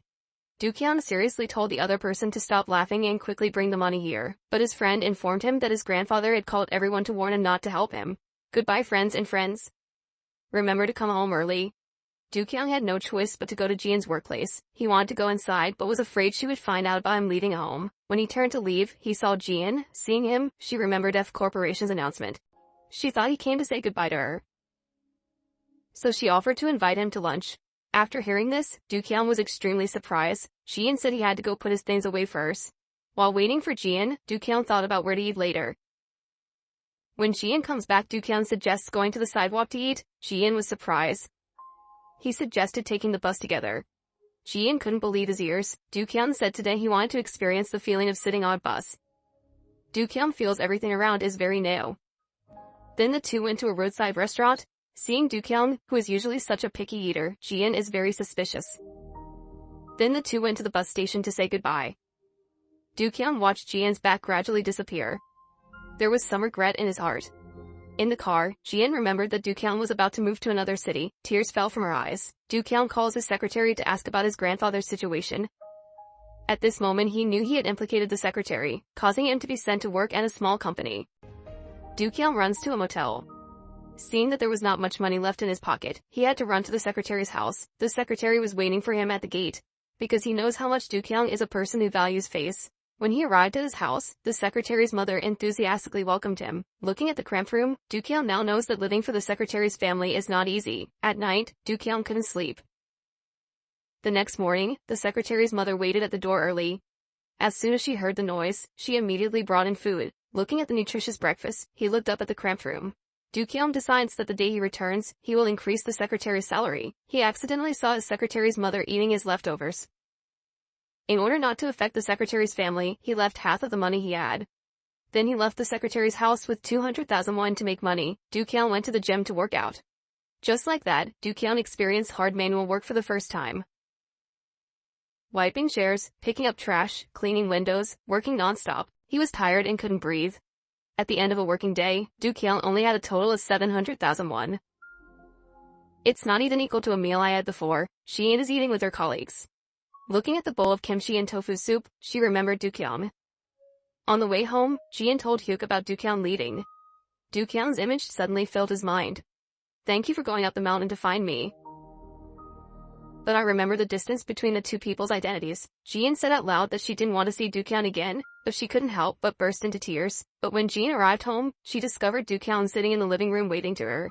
Looking at Jian's surprised expression, the innkeeper said that in the coming days they would stay with Du-kyung. It turned out that Du-kyung had finished eating dinner and had nowhere else to go. He just had to go to Jian's place. Here, Du-kyung accidentally learns that Jian and Hyuk live in the same boarding house. Coincidentally, the landlord was his former best friend. After talking for a while, Du-kyung told the homeowner everything. Du-kyung will share a room with Hyuk. Why are you sleeping in my bed? After all, it's the homeowner's bed, not yours. A while later, Jian called Du-kyung out to talk. She asked him to stop joking. At this time, Du-kyung also said everything. He wants to be independent, wants to grow with his own hands, wants Jian to witness how he makes a career. The next morning, Du-kyung got on the bus and went to the gym to work. He then when a customer threw a towel on his face, he still had to restrain himself. After returning home after a day of work, Du-kyung paid the landlord for the room. Then he borrowed a computer to go online to look for a job. Jian in the room heard everything. She ran out and asked why he had to find a part-time job. Because there is no money. Do you really only have 400,000 won? Du-kyung said that minus the rent and computer loan, he had 30,000 won left. Are you enjoying the role of the poor? At the delivery warehouse, everyone talked loudly. Only Du-kyung is an elegant and polite eater. The first time Du-kyung worked as a porter at a delivery warehouse, people scolded him for being stupid. He put heavy things down, like things went up. Du-kyung was a little uncomfortable. After all, I am the president's son. No one has ever dared to talk to me like that before. But for the sake of life, Du-kyung just had to continue delivering goods. The next morning, Jisoo hid from her family, brought him essential items, even brought him 100 million. Du-kyung wanted to prove himself, so he refused to accept the money his sister brought. Then he hurriedly ran to work. In the evening, he sat alone at a convenience store eating rice balls. Du-kyung's parents are also eating steak at a luxury restaurant. Without Du-kyung's presence, everyone ate in a sad mood. While Du-kyung was chasing the bus, he accidentally tripped and fell. Han was also injured. Luckily the car stopped at the stop. Du-kyung was able to get on the bus. But the smell of sweat on his body made everyone around him uncomfortable. Du-kyung shyly pulled his shirt to prevent the smell of sweat from spreading. When everyone returns, they encounter Du-kyung at the door. He waved goodbye to everyone and hurried inside. Jian looked at his dirty appearance and felt very sad. Returning to the room, Du-kyung quickly washed the clothes. He discovered that he didn't know how to use a shot machine. Jian looked through the glass window and saw the bruise on his neck and was very sad. She went to teach him how to use the shock machine. She advised him to return home quickly. But before she could say anything, he bluntly rejected her. At the same time, he also told me the reason why I couldn't go home. Jian was helpless. Today is Jian's birthday. She sat and talked with her friends. Du-kyung returns from work and learns that today is Jian's birthday. So he personally went to the kitchen, looked at the recipe on his phone and cooked her a bowl of seaweed soup. The wound on his hand touched the water, and he only dared to let out a small cry. Then he started slicing the beef. He almost fell asleep. 5 minutes later the delicious pot of seaweed soup is ready. He was also surprised by his cooking skills. Then he cut the spam meat again. At this time, Du-kyung also felt hungry, so he ate a small piece. When Jian returned, she discovered that there was a small tray of rice on the table. The roommate came over and said this was all made for her by Du-kyung. Jian was surprised and couldn't believe it. The other person continued to say that even though Du-kyung's hand was injured, he still went to the kitchen to cook rice for 2 hours. Only then did she remember the bruise on Du-kyung's neck. Jian understood everything. She hurriedly ran to find Du-kyung. He was waiting for the bus to get ready to go to work. This scene made Jian extremely sad. She ran to see the wound on his hand and asked what happened. Du-kyung opened his hand. Inside was the birthday gift he prepared for her. Jian now knew that he was working part-time to earn money to buy gifts for herself. It turns out that Du-kyung always remembers Jian's birthday. A few days ago on the way to work I saw a very beautiful necklace, but the price was too expensive. He just had to work to make money from morning until late at night. Jian heartbrokenly turned around and left. Du-kyung quickly ran after her. Jian immediately told him to quickly return to his original life and not suffer so much because of her. Du-kyung asks, "Do you like me too?" "That's right. I like you. After knowing that Jian also liked him, he suddenly became happy like a child. When eating, he must also eat with her. When applying medicine, you must ask Jian to apply it for you. Even when washing dishes, I have to have Jian standing next to me. The next morning, when Jian was getting ready to go to work, Du-kyung was waiting for her on the stairs early. At the same time, he borrowed 200,000 won from her to register the company. Jian withdrew 400,000 won and gave it to him, but Du-kyung didn't need that much. He gave her the change again. When Jian walked out the door, she suddenly saw Du-kyung following her. He explained that the company he came to register was on the same route as her to work. Du-kyung, after taking Jian to work, also prepared to leave. Jian suddenly saw that Du-kyung's tie was askew. Jian helplessly walked to the side. You had important things to do today. After finishing work, Jian went to work, leaving Du-kyung immersed in happiness. After a busy day, he finally registered the company name, followed by expanding his business. Even though security stopped him, he still gave business cards to investors. At night, he ran back to his part-time job. Early the next morning, grandfather went to Du-kyung's house. He affirmed that Du-kyung was determined to give up the engagement because he already had someone he liked. He told the butler to get the dashcam from Du-kyung's car. But when the housekeeper got into the car, he couldn't find the memory card. Grandfather felt that this grandson was also wise. He didn't expect Chairman Choi to take one step ahead. He feels that the departure of Du-kyung is all because of that girl. Mrs. No found her son's secretary, but the secretary said that after Du-kyung left, the two had never contacted each other. This made her even more suspicious. Suddenly she saw the owner of the bakery that Jisoo was working at and remembered seeing her hiding in her room crying before. She guessed that Jisoo and he were in love, so she went to Jisoo's workplace. Coincidentally, 3 people walked out together. After everyone left, Jisoo asked her mother why she came here. Mrs. No lied that she came to visit her, but Jisoo definitely didn't believe it. After leaving Jisoo's bakery, she did not forget to return with a bag of cakes. On the way home, she accidentally saw Jian. Seeing Mrs. No, Jian hastily retreated. Mrs. No showed concern and asked Jian. Suddenly remembering that Jian was not his daughter, he immediately changed his expression. How can she live like this? Wouldn't it be better to go to your mother's store to work? At this time, Jian learned that her mother had not returned the store.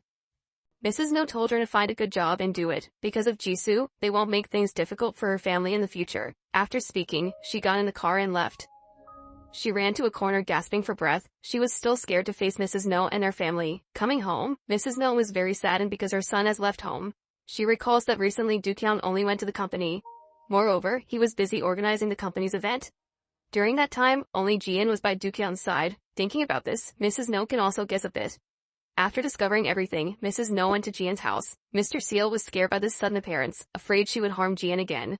After a while of questioning, she learned that Jian had not returned home yet. The next day, through investigation, she found Jian's friend's coffee shop. She lied that she had something to look for Jian, so her best friend called to inform Jian. After hearing the news, she decided she couldn't keep hiding like this, and finally agreed to go to the coffee shop to meet Mrs. No.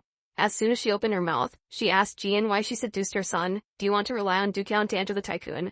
Just as Jian was about to explain, she interrupted her, saying it was all her family's plots. Faced with Mrs. No's unreasonable accusations, Jian decided not to give in anymore. She frankly said that she and Du-kyung do not have any relationship at all.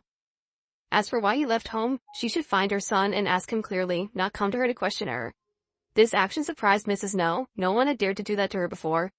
Jian continued to explain that she never thought she would return to work in that company, because the life of a tycoon family makes her feel extremely disgusted and disgusted. After hearing this, Mrs. No didn't know what to say. From this moment, Jian was no longer afraid when facing her. Their conversation made the girl next to them tremble in fear. After Mrs. No left, Jian stood unsteadily, staggering. She didn't know why Jian appeared so strong. After returning to the company, she immediately told her husband about this, but he was not worried at all. He even said he believed what Jian said.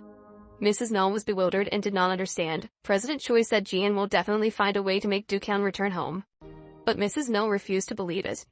Over here, Jian's invited Hyuk out to talk, then told him about Jian's story. Hyuk knew that Mrs. No was a person who stopped at nothing. He was afraid that Jian would get hurt again, so he told Du-kyung the story. Du-kyung ran to find Jian. He asked her why she didn't let him know when his mother came to see her. Jian also knew that Du-kyung was worried, so she immediately said she didn't want to affect his plans. Du-kyung told her not to worry too much, wait until he has a stable career and will be strong enough to fight his family. The next day, to prevent family members from hurrying Jian, Du-kyung took the initiative to go home. He told his mother that his feelings for Jian were just unrequited love. Please stop making things difficult for her. Why Do has nothing to do with Jian. Would you have done this without Jian? Mrs. No blames her son for giving up everything for a girl. Is it worth it? Then recount Jian's words that she did not want to enter the world of tycoons. I also don't want to develop any feelings for Dukyang. Although Dukyang was surprised, he still didn't believe it. He declared that he wanted to live the life he wanted. Then he got up to leave, asked her if what she said is true, there really isn't any relationship between her and him. Jian immediately admitted. Dukyang said that he ran away from home and then he planned to start a career all because of her. Jian said again that she liked him, but the two of them were two parallel lines that could never be together. Dukyang tries to convince Jian, but she directly expresses her attitude. She said she would never step foot into a tycoon family. Then she immediately stood up and left, leaving Dukyang alone. And lost, Jian walked out. She silently looked towards Dukyang. Her eyes were wet with tears. She did all this just so Dukyang would return to her original life. At the same time, fulfilling her promise to President Choi, she will try to convince him to return to the company. In the evening, Dukyang met Jian again. He said that if she really thought that family was the biggest obstacle between the two of them, then he wouldn't bother her anymore in the future. In order for Dukyang to return home soon and not have to continue suffering beside her, Jian nodded in recognition. Dukyang was completely disappointed. Let's finish. Mr. Seo did not know he had cancer. He had excruciating stomach pain and even repeatedly vomited blood. He finally learned that he had cancer like his mother did. Thinking about what his children would do when he passed away, he suddenly burst into laughter. Because he had previously bought insurance, if he died, his children would receive a huge sum of money. It seems like he felt somewhat comforted. He quietly looked up at the sky, thanking God for helping my children have a better life. On the way home, I thought I only had 2 months left to live. He looked at his face through the glass window. He decided to live for himself in these last days of his life. He dyed his hair and went to the mall to buy new clothes. This hairstyle and way of dressing makes him look 10 years younger. Mrs. Seal was happy to see her husband dye his hair and buy clothes. Mr. Seal said he would not move house for now, then went into the room. Mrs. Seal found it strange that her husband was happy. The next morning, Mr. Seal sat in front of the mirror and combed his hair. After that, he even applied moisturizer. Mrs. Seal was very suspicious. When his wife left, he opened the wardrobe and took out a suitcase. He took out the insurance contract and dressed neatly. Mom, I'm about to see you again. I will listen to your mother. I'm very happy now. If you die of illness, your daughter will no longer feel guilty. In the evening he went to the guitar shop. After a moment of hesitation, he also entered. Mrs. Seal was waiting for him with the dining table. She also looked back at her children's childhood photos. At this time, Mr. Seal returned with a guitar in his hand, and she asked why he came home late. I have cooked. Mr. Seal said his children had not returned yet. He also asked why cook for someone who won't come back. He didn't know that Mrs. Seal was always tormenting herself. In the evening, Mr. Seal's stomach pain came. He jumped up and ran to the bathroom. Only then did Mrs. Seal know the stranger. She hurried over to inquire, worried that her husband might have eaten contaminated food last night. The next morning, he went up the mountain to find a house. He wanted to spend the rest of his life here. Mr. Seal also wrote his last words on the wall. Then he went home and packed his things. He suddenly felt dizzy and fell to the ground. Jian receives a phone call from the hospital. Hearing the news, she immediately ran to the hospital. Her father is refusing to take the test. The doctor said he kept vomiting blood in the car. Jian was extremely scared, but her father said it was okay. Jian asked to do a test for her father. Mrs. Seal also rushed over. It was only then that Mr. Seal agreed to undergo testing. Everyone was anxiously waiting. After a while, the doctor finished the examination. The doctor requested him to be admitted to the hospital immediately, but he refused and insisted on going back home. When he returned home, Jian asked her father where he intended to go. He said he wanted to go out to further his business knowledge. Jite returned. He exposed his father's lies. In the end, Mr. Seal finally revealed the truth that he had stomach cancer. He wanted to find a place to die. The whole family was confused and didn't know what to do. In the evening, Jian stayed at home for one night. She was extremely sad. Jite and Mrs. Seal both cried. She thought it was all her fault. In the middle of the night, Mr. Seal silently left his will and left. The next morning, the scream woke Jian up. Knowing that his father had left, Jian quickly got on a bus to find him. Mr. Seal, who had arrived at the house in the mountains. He wanted to die here. He played the guitar in his free time, and his stomach ached. It has a stomach ache, take medicine. He doesn't want to involve his children. The whole family is waiting for test results. Everyone is scared. After a while, the results came back. Mr. Seo did not have cancer. The doctor said this cancer was just in his imagination, because he doesn't want to live. Jean ran out crying after hearing it. She remembers everything Mr. Seo told her. You can't choose how to live, but you can choose how to die. Jean thinks it's her fault. The whole family returned but could not contact his father. Mr. Seo was writing down his unfulfilled wishes. Mrs. Seo was extremely sad. She suddenly remembered that a phone number had called Mr. Seo. She told her son to come tomorrow to check. Mr. Seo, who was preparing breakfast. Dad, Jiho and Jian come over. It turns out the two of them found out through the neighborhood committee. Jian told Dad, do you think you can escape? Mr. Seo was very surprised because his children had found him. The two of them helped Mr. Seo clean up, then left. Mr. Seo did not know what his children were planning to do. It turned out that before that, the three brothers had discussed with each other what they were doing. What we need to do is to make him understand that he is very important. That's why they didn't advise him to return home. Even if Dookyang screamed, Jian didn't pay attention to him. Returning to the room, Jian was in tears again. Dookyang frantically ran. Jian said they couldn't be together. Dookyang collapsed exhausted. He doesn't understand why Jian did that. Could it be because he is the son of a tycoon? At this time, Jian was at home when she saw Dookyang returning in an exhausted state. That night, she couldn't sleep. She brought water and medicine and placed it in front of the room door. Then she called him out to get the medicine. After a while, she saw that nothing had changed. Jian worriedly stood close to the door, listening for Dookyang's movements. Hearing Dookyang talking in his sleep, she pushed the door open and walked in. Seeing he had a high fever, she worriedly called him up. She carefully wiped his sweat and helped him take medicine. In a coma, Dookyang repeatedly said he loved Jian. Jian looked at Dookyang heartbroken. Although she loved him very much, she couldn't let tragedy happen again. Jian gently kissed him. Afterwards, she quietly walked out of the room. And this scene was witnessed by their housemate. The next day, Jian cooked porridge for Dookyang. When Hyuk asked her why she cooked porridge today, she said her stomach was a bit upset. Dookyang, after a night of being with Jian, he finally regained consciousness and moved freely. When Jian and Hoik were about to go to work, Dookyang suddenly walked out. Seeing the two of them standing next to each other, he turned around and left. Seeing Dookyang didn't remember what happened last night, Jian breathed a sigh of relief. After a while, Dookyang finished personal hygiene and got ready to go to work. Roommate asked him why he hadn't eaten porridge yet but had already left. Roommate said this was porridge Jian cooks for everyone to eat.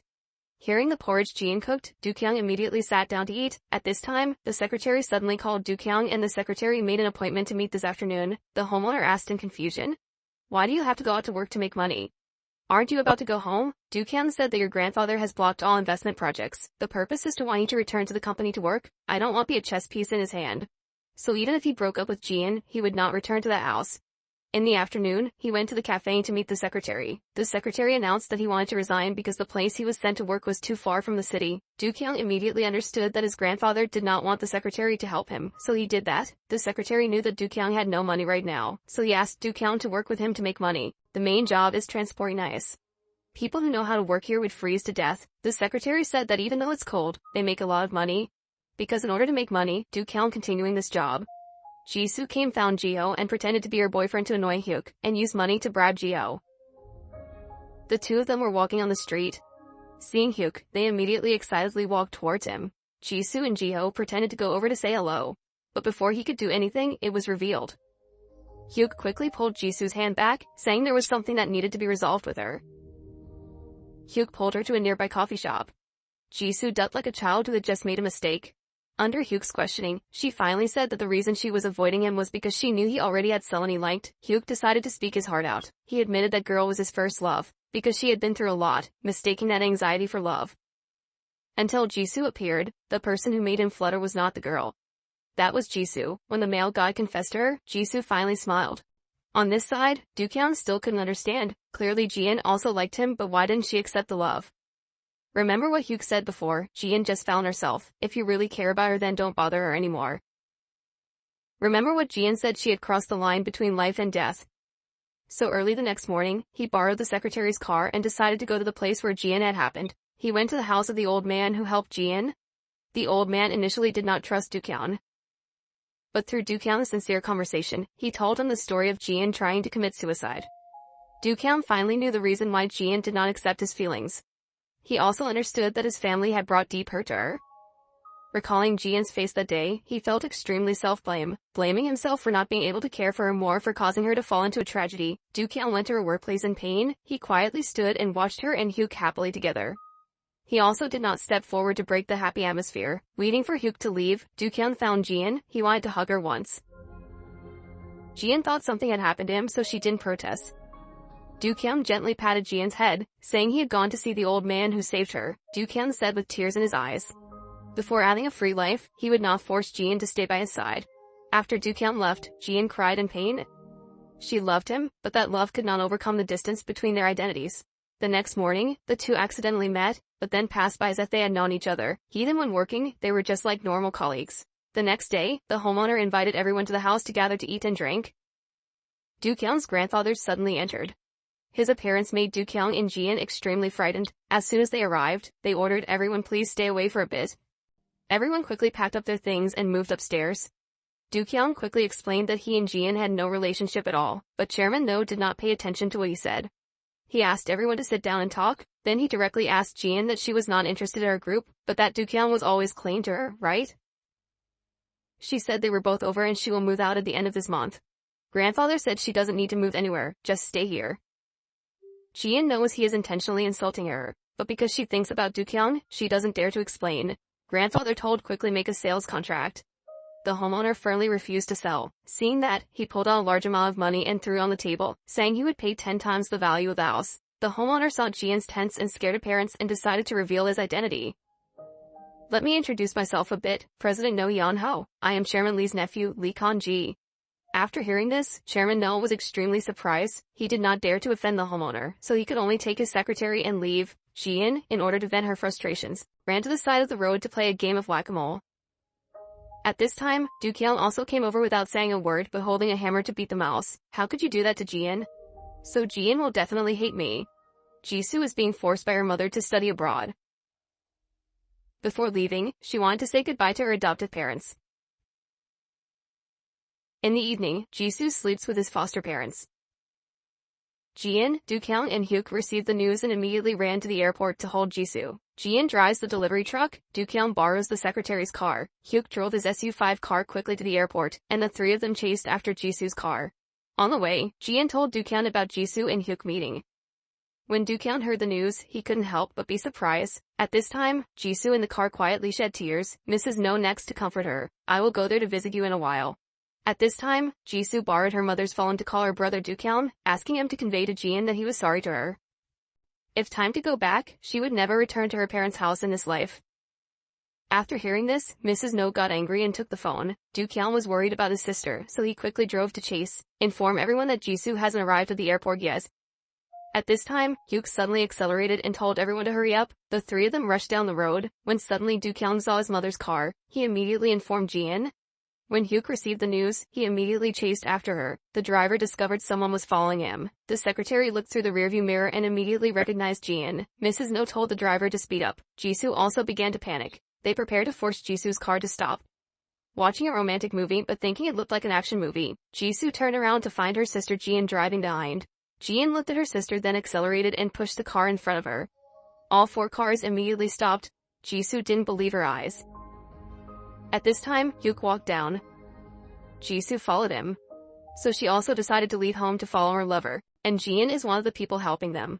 At this time, Mrs. No saw another person. That person was Kyung. But when he was preparing to leave, the car suddenly broke down. At this time the police also arrived at the scene. Just like that, the two people were arrested and taken to the police station. The mother actually called the police to arrest her son. Kyung lies that she dropped something on her mother's car. Jian said that because she scratched her car, she chased him all the way. Faced with the two people's explanation, the police were extremely helpless. But in the end, there was no evidence, so they had to release the two people. They reminisce about the past together. It was Jian who crashed into the back of Kyung's car. At this time, the two people started their relationship. The two happily remembered the situation at that time, not knowing that the mother in the car saw everything. The two of them were still revealing the past. On this side, Hyuk and Jisoo have hidden in a safe place. Jisoo was worried that her mother would put Hyuk at a disadvantage, so she asked Hyuk to take her back. Hyuk knew what Jisoo was worried about, so he told her not to be afraid. He was here. Mrs. No sent a group of guards to surround her adoptive parents' house and the bakery where Jisoo worked part-time. Even a house that Jisoo and Hyuk are renting. But the homeowner has a great family background, so she can't do anything. He immediately calls the police to report. The guards saw that the situation was not good and just walked away. At this time, Hyuk brought Jisoo back. The homeowner immediately winked at Hyuk. Hyuk immediately understood and quickly brought Jisoo into the house. Jisoo was so scared that she fell down. She felt like everything was in a dream. Jian and Dookyang also arrived. After Jisoo saw them, he hugged Jian tightly. After everyone calmed down, Jisoo said it was because her mother threatened her. If she doesn't go abroad, Hyuk and her entire adoptive family will lose their jobs. She had no other choice, so she agreed. Hyuk saw that Jisoo was a bit tired, so he asked Jian to take Jisoo upstairs to rest. Dookyang asked Hyuk what he wanted to do. I just liked Jian and now I like Jisoo. The two returned to the room and had a heart-to-heart. The two eventually resolved the misunderstanding and returned to their previous relationship. To prevent Mrs. No from making things difficult for Jisoo, Dookyang decided to go home. As soon as he walked out the door, Jian immediately ran after him. She didn't have the heart to leave Dookyang alone to be scolded, so she decided to go with him to explain the reason. Mrs. No immediately told Jian to get out. This Jian looks like a child who did something wrong. Luckily, under President Choi's advice, she reluctantly let Jian sit down, but before Jian could explain a few sentences, Mrs. No allowed insulting words about Jian. When Dookyang tries to defend Jian, Mrs. No gets angry. Mr. Choi has been married for 25 years. Every day, he lives very modestly. Faced with his father-in-law's anger, he had no choice but to endure and not dare to speak up. He had just learned that his wife, Mrs. No, had always been forcing her daughter. For the sake of his daughter's happiness, he decided that he would no longer be patient and would reveal the secret from 25 years ago. While you were having an affair and lost your daughter, now you dare to force her again? Mrs. No was extremely surprised. After being surprised, she made many excuses. So Mr. Choi has revealed the truth about what happened back then. At that moment, upon receiving the letter, he immediately suspected it was sent by human traffickers. He told Mrs. No about it, but she denied it. He became completely suspicious of Mrs. No. The next day when Mrs. No went to meet the traffickers, he immediately followed. After Mrs. No left, he gave the guards some money and learned the truth that year. That year, when she stole a diamond hairpin, she unexpectedly drove away in panic. Mr. Choi blamed her for doing something shameful. That was why she ran away in such a panic. Mr. Choi angrily said they dumped Jisoo in a remote, deserted place. He investigated himself and found out that the location had been raining heavily all day, which meant that Jisoo had been in the rain all day. Having finished speaking, he threw away a photo of the location at that time. Mrs. No looked vaguely at the photos. The chairman continued to say, "That night, if it weren't for Mr. and Mrs. Seo, Jisoo would no longer be alive." Mrs. No was so surprised that she couldn't speak. Mr. Choi said he could forget what she did in the past, but in the future, he absolutely should not look into Jisoo's affairs anymore, because you harmed her once. Mrs. No could only helplessly agree. Waiting for Mr. Choi to leave, she sat down like a lost soul. Actually, she didn't have a physical affair, just a mental affair. At this point, Jisoo is still worried that her mother will come to take her away. Suddenly, her father calls, arranging to meet Jisoo. Mr. Choi says that he has solved everything and that she doesn't need to go back home anymore. Jisoo can also stay at the bakery. Jisoo was very happy. He feels very guilty towards Jisoo. Jisoo immediately ran to where Hyuk worked and told him this. The two happily hugged each other. Mr. Choi saw all of this. Seeing them so happy, he knew that everything he did was worth it. When Mr. Choi arrived home, Mrs. No told him she had returned the restaurant to Mrs. Seo. She says that since they got married, he hasn't cared about her anymore. He married her just for the money. Mr. Choi coldly walks away. Jian has also moved back home. Now everything is starting to get better. Dookyang returns home and sees Jisoo and Hyuk sitting in the living room. Unexpectedly, Dookyang immediately ordered them not to be together in the middle of the night anymore. "You're worse than your dad." Dookyang immediately pushed the two apart and went back to the bedroom. When everyone felt like things were getting better, Mr. Seo, who had an anxiety disorder, received a text message from his daughter. He immediately went home from the mountain, but the evil chairman No felt that the reason his grandson didn't want to go home was definitely because of Jian. So he was very angry and went to Mr. and Mrs. Seal's house. He sat down directly on the chair and let Mr. and Mrs. Seal stand and talk to him. Mr. Seo asked him what he came for. Chairman No says that Jian wants to marry into their family. Mr. Seo asks Jian why she said that. Knowing Jian didn't say that, Mr. Seo always understood his daughter. So he said Jian would absolutely not seduce his grandchild. Chairman No gets angry, stands up, and slaps Mr. Seo. Then he raised his hand and prepared to slap again, but he accidentally hits Mrs. Seo instead. Mr. Seo knows that what happened back then was his fault, so he can only endure it. Chairman No threatens to make Mr. Seo's family's life worse than death. He also tells Mrs. Seo to tell Jian. Then he leaves the house. At this time, Jian received a phone call from her father, telling her to remember to come home early at night. After that, Jian immediately brought the remaining items home. Do-kyun, because he wanted to stay with Jian a little longer, lied that his car broke down. So the two people had to take the bus home. At this time, they were all a little shy and wanted to talk but didn't know what to talk about. Suddenly the driver braked suddenly. Both of them were very happy enjoying this moment. After getting off the bus, they went to the convenience store to drink beer. After drinking beer, the two of them drank coffee again. Do-kyun looked at the empty coffee cup. He just wished that this coffee cup was still full so he could stay with Jian longer. Seeing that, the landlady immediately gives them snacks as a gift. Then finish eating and go. Just like that, the two of them have a reason to stay together. They quickly finished eating, and in the meantime they drank 2 more bottles of water. But both of them didn't want to say goodbye and just stood there stupidly. There is no party in this world that doesn't end. The two still have to walk the path home. It's just that every step they take is very slow. No matter how slow, Jian finally arrives at the door. Do-kyung asks Jian if he knows why he didn't keep her. Jian just looked at him without saying anything. Do-kyung said she always smiled uncomfortably in front of him. The girl in front of Hyuk also smiled. In front of everyone, she smiled happily.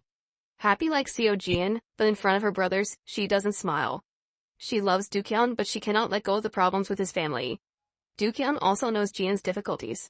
Goodbye Seo Jian, but the moment he turned away, tears kept falling uncontrollably. Jian watched Do-kyung's back leave. Right now she really wanted to run back and hug him and tell him that she loved him very much but she couldn't. Entering the house, Mrs. Seo wanted to tell her husband to absolutely not mention that she was beaten to Jian today. Jian was happy to see his father again. Then she started arranging her things. At this time, Mr. Seo entered the room. He asks Jian and Do-kyung what their relationship is. Mr. Seo saw his daughter understand this and it was truly heartbreaking. The next day when Jisoo and Hyuk were going to work together, the bodyguard that Mrs. No said always followed them. Dan and Jian are setting up a small stall on the side of the road. She was so cold that she was shivering. Jihan saw her dressed like that and immediately said, "Why are you wearing so little and not wearing that jacket?" Dan went to the clothes rack and took off her coat. The customer immediately asked her how much this shirt costs. Dan quickly said 50,000 won also included earrings. Jian also saw the scene. Just like that, the customer bought that jacket. Two people proactively went out and stood up to sell. At this time, the customer asked if the two of them were a couple. No, she's just like a collaborator. Dan looked at him with jealous eyes. Under the coordination of the two people, the clothes were sold out. Jian then took part of the money and gave it to Dan. Dan looked at the money and immediately laughed. Suddenly, Jihan grabbed her hand. Dan is a bit shaken now. Jihan then goes a step further and says this is part of the job. Dan looked at Jihan. At this moment her heart was pounding again. The next day Jihan displayed his goods again, but without Dan, he couldn't sell any. This made him very depressed. Right now Dan has arrived. She was really shaken. Dan is scolding Jihan for not contacting her for several days. Suddenly she received a phone call from Do-kyung. Dan told him that his grandfather had come to Jian's house. Do-kyung was extremely surprised after hearing this. He absolutely will not allow anyone to rape Jian anymore, so he hurriedly went to his grandfather's house. But no matter what Do-kyung advised, his grandfather always thought it was Jian's fault. "I have to teach her a lesson. These things were all caused by you leaving home." At this time, Do-kyung was finally angry. He did not allow anyone to rape Jian even if it was his grandfather. "Seo Jian, I won't let her enter the door of this house." Chairman Nell was extremely surprised. Do-kyung once again made his attitude clear. Even if he had nothing to eat, he would not return to this house. "Are you challenging me? I am also not your obedient servant. But in exchange, the price we have to pay is that our grandfather's business, which was already improving a bit, was hindered." Do-kyung feels very uncomfortable drinking alcohol alone to relieve his sadness. Jian also learned from Hyuk that Chairman Nell had destroyed Do-kyung's business. This makes Jian feel very sad for Do-kyung. Do-kyung was drunk alone, so when he got home he lay down on the floor to sleep. And Jian couldn't sleep all night, so she stayed up all night to help Do-kyung search. She silently helps Do-kyung restart his business. The next day, she went to Kanji and asked him to help her bring these documents to Do-kyung. Furthermore, don't let Kanji tell Do-kyung that this was her own doing. But he didn't. He told Do-kyung that this document was made by Jian, and said that this was because Jian stayed up all night to do it. Do-kyung picked up the document and said nothing. And Kanji also decided to help him start his business again. The next day, Do-kyung immediately went to the carpentry workshop. He told everyone that if there is any leftover wood, absolutely do not throw it away, remember to leave it for him. He expressed his thanks then immediately left without looking at Jian once, making Jian very suspicious of how he could use her plan and even make a decision so early. She was a little suspicious so she chased Do-kyung to take a look. She saw Do-kyung standing waiting for her. It turned out that he knew that Jian would definitely come out to find him. Jian touched her milk. Dookyang asked her where she wanted to go. Jian lied to him and said he had to find Kanji, but Dookyang said it was okay to find him. Unexpectedly, Dookyang asked her if she wanted to marry him. He said he wouldn't marry her. Jian looked at him with a confused expression. I told you I don't want to marry you, but I want to date you. So we're just dating, not getting married, Jian. I agree, just dating. Dookyang laughed, then he drove to the construction site to check the machinery and equipment when he discovered someone was following him. He guessed this must be my grandfather's person coming.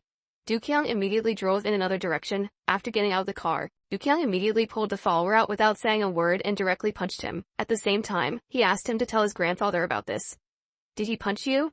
Does Dookyang also know how to punch people? He didn't realize that his gentle nephew knew how to hit people. At this time, Dookyang and the secretary were going to look at the machinery. Then they went to see the repair work. They are very satisfied with the environment here. On this side, Jian received a text message from Dookyang informing him that he would come to pick up her. Then the two got on the train and prepared to go see a movie. When Jian entered the train, she was immediately pulled closer to the door by Dookyang. The couples all stood in this position. Jian felt a bit embarrassed. It can be seen that Dookyang has learned a lot about dating.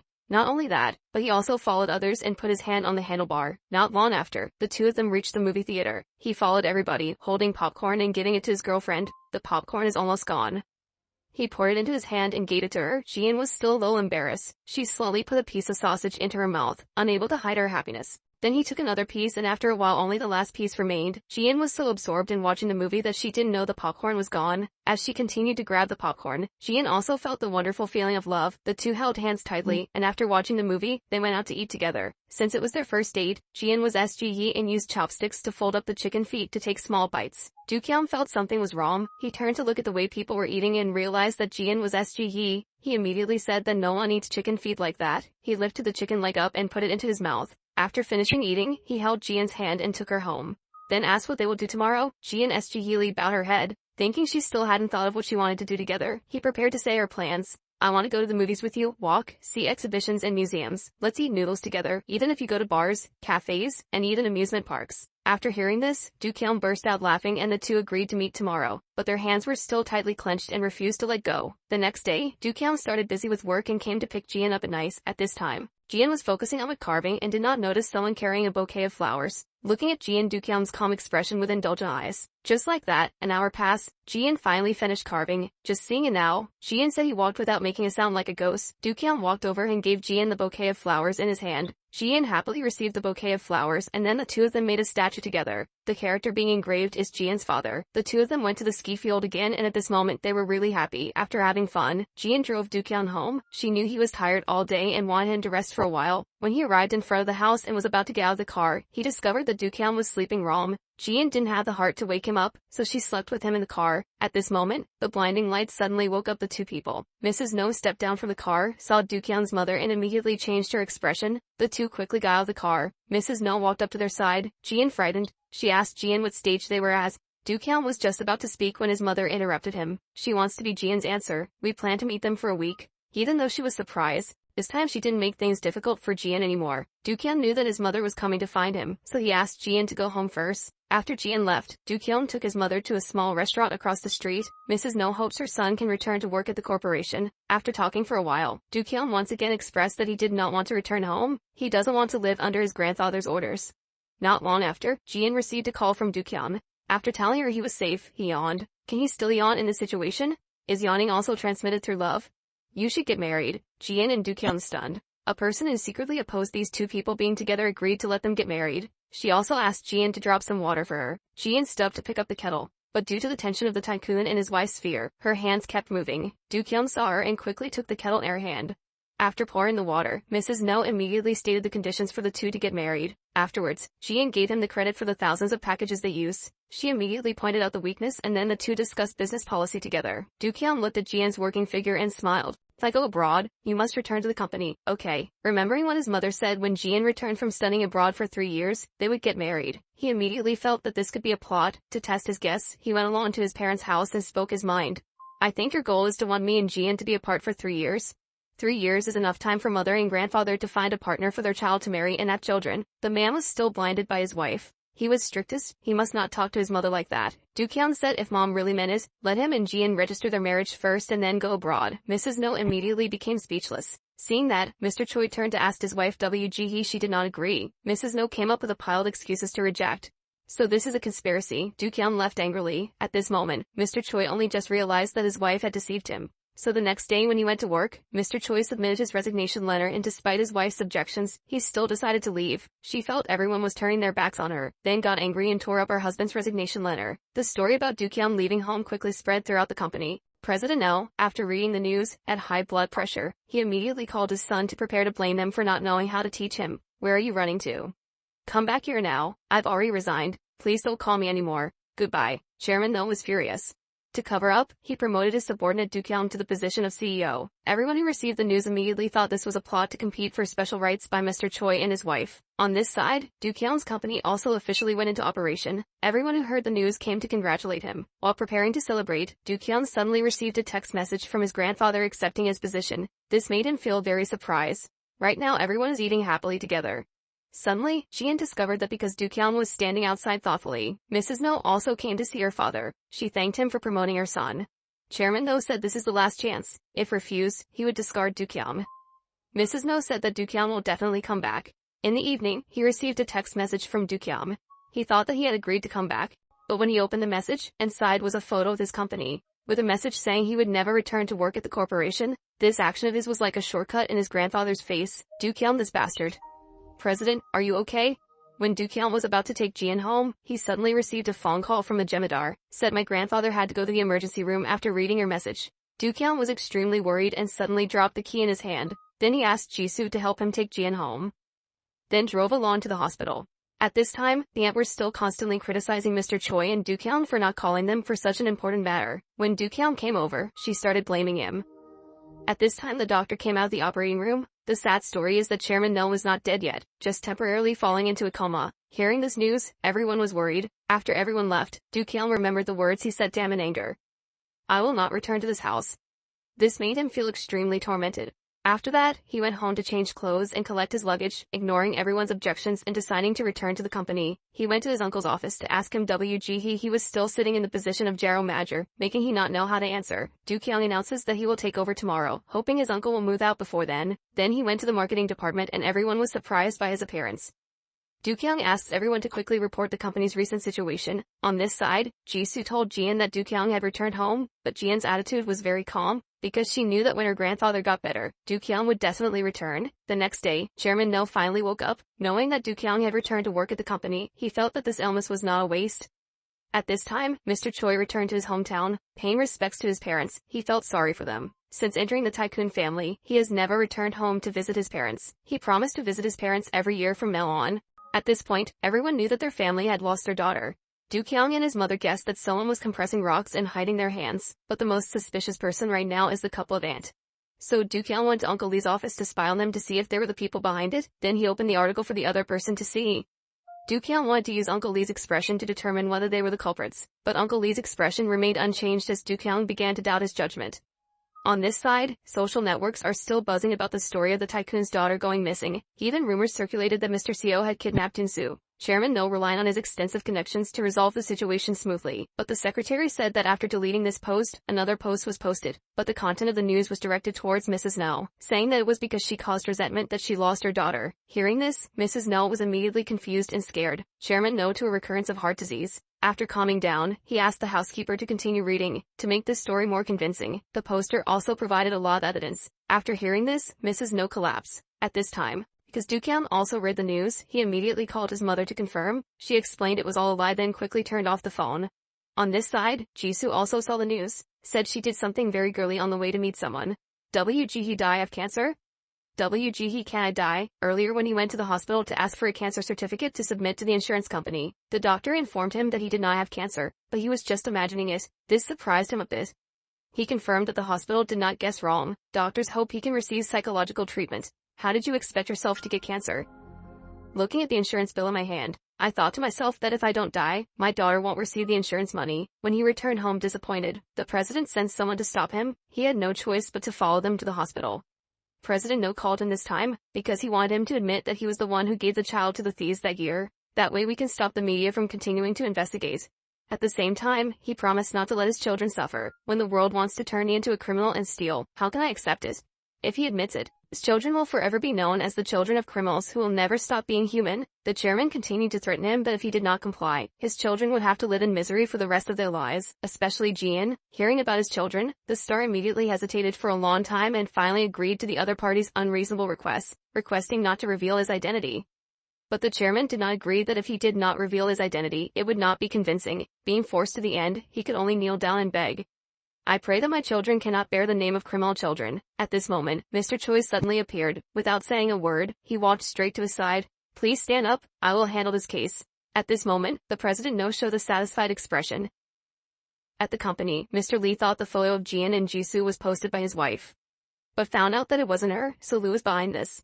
On this side, Do-kyung rushed to his father's office. Ask him if 25 years ago his mother lost her love as reported in the press. Dad admitted it was true. After hearing his father's story, he only then realized that his parents' marriage had issues from the beginning. At this time, another article was posted about Jian impersonating a girl in this family. Reading the news, Do-kyung was extremely angry. On this side, Jian also read the article and she was scared and didn't know what to do. Because Do-kyung was worried about Jian, he called to ask her and Jisoo to hide for a while. Then wait 20 minutes for them at the church gate. Because Jisoo wanted Do-kyung and Jian to have more time together, she asked Ji-hook to take her there first.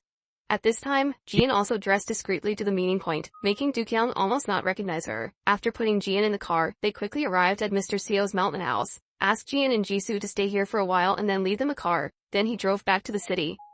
At night, when the two sisters went to bed, they only knew that their father's scent remained to cover up the panic in their hearts. Over here, Mrs. Seo is still drowning in anger, blaming herself for swapping the two of them, which is WGE this facility happened. At this time, Mr. Seo returned home and saw his wife crying, so he immediately went to comfort her. If anything happens, we will shoulder it together because we're from the same family. After speaking, he gently hugged his wife.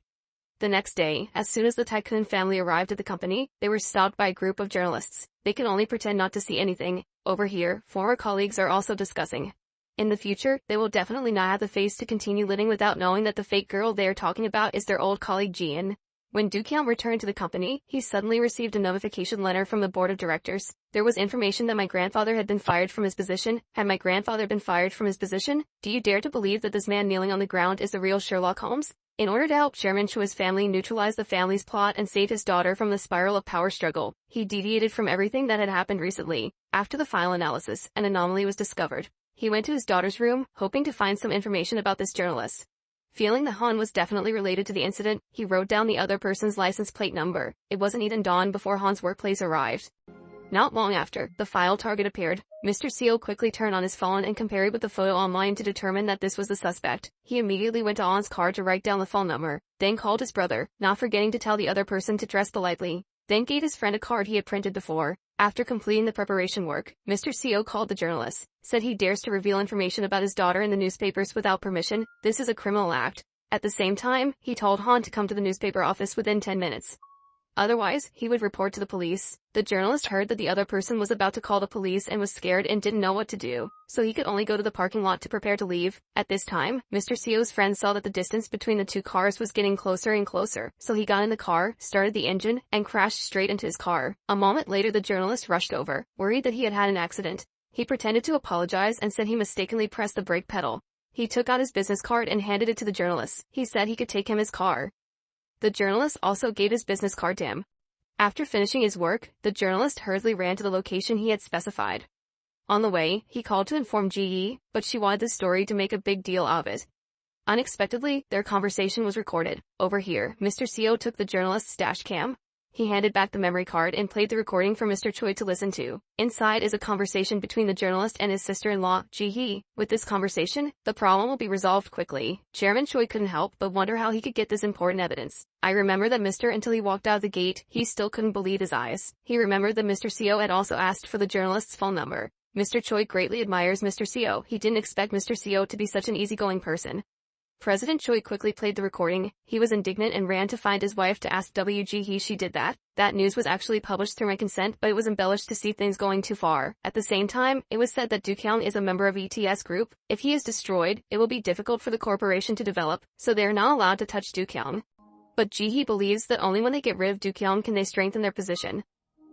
But the husband only wants the corporation to grow stronger and bigger, instead of destroying the corporation's founder. Then he asked his wife to quickly collect all the reports.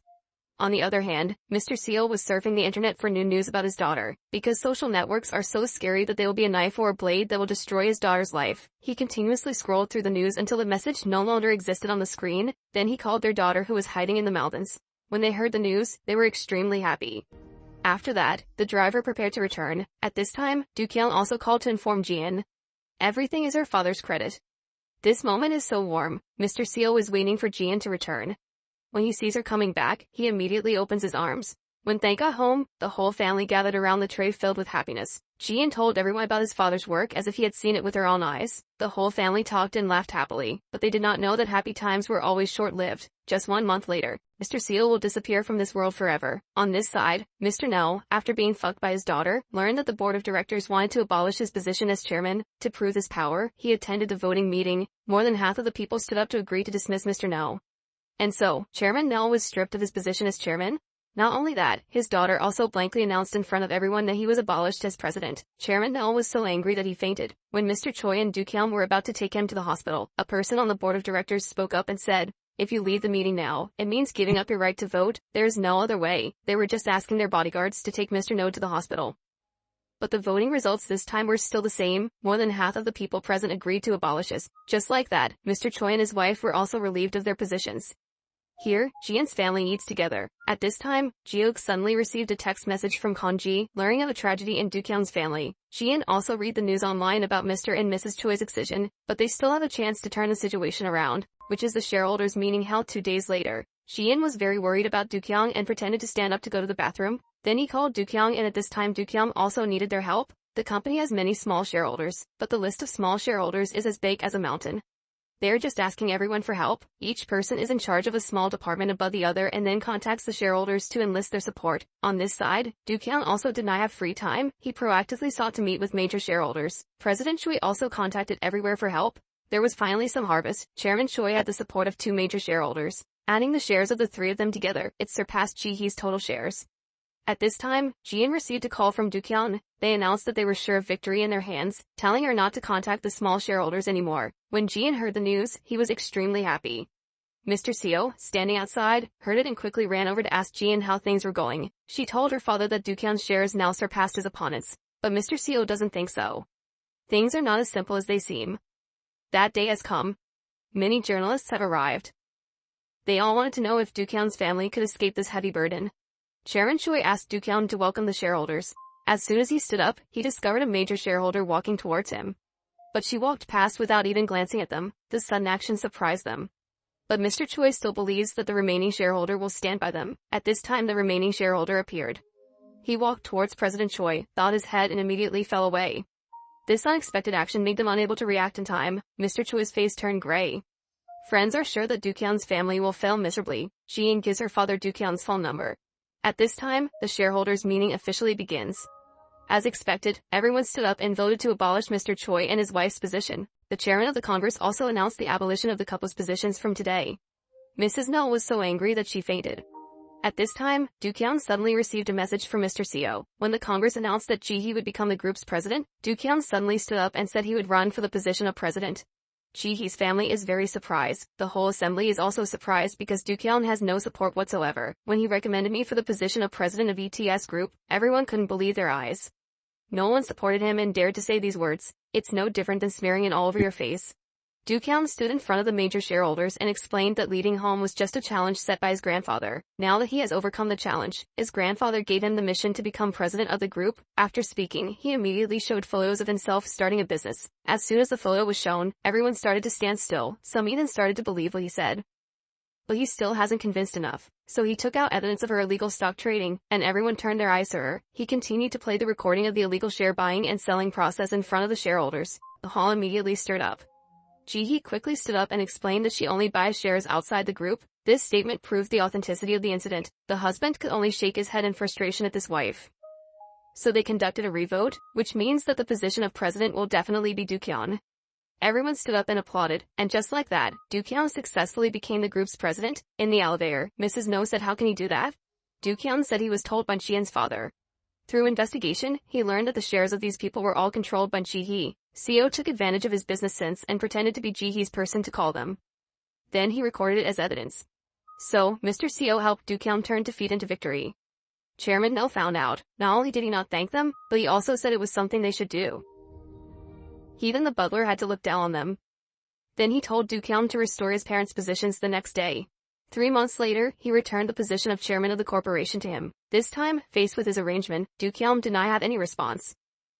On this side, Jian knew about his father secretly helping Do-kyung's family. She remembered what her father had told her in the past, that if she and Do-kyung lived in the future, they would both have equal status, so she made her own decision. Over here, Mr. CO is alone on the mountain. He silently endured the torment of illness. He is sitting dividing his assets after his death. He divided the money into 5 parts, 1 part for his wife, 1 part for daughters, and the remaining money was used for his own funeral. It turned out that not long before he had returned to the hospital for tests, the doctor informed him that he had terminal cancer. The result of the previous prediction was the hospital's mistake, and received bad news from the doctor. Mr. CO was strangely calm because he had long guessed that he had cancer. Every day he continuously vomited along with prolonged abdominal pain, and even coughed up blood, symptoms identical to his mother's that year. He asked the doctor how much longer he had left, and the doctor said he had less than a month left. He was disappointed as he walked on the main road, feeling that God was trolling him. When he was ready to die, he was informed that he did not have the disease.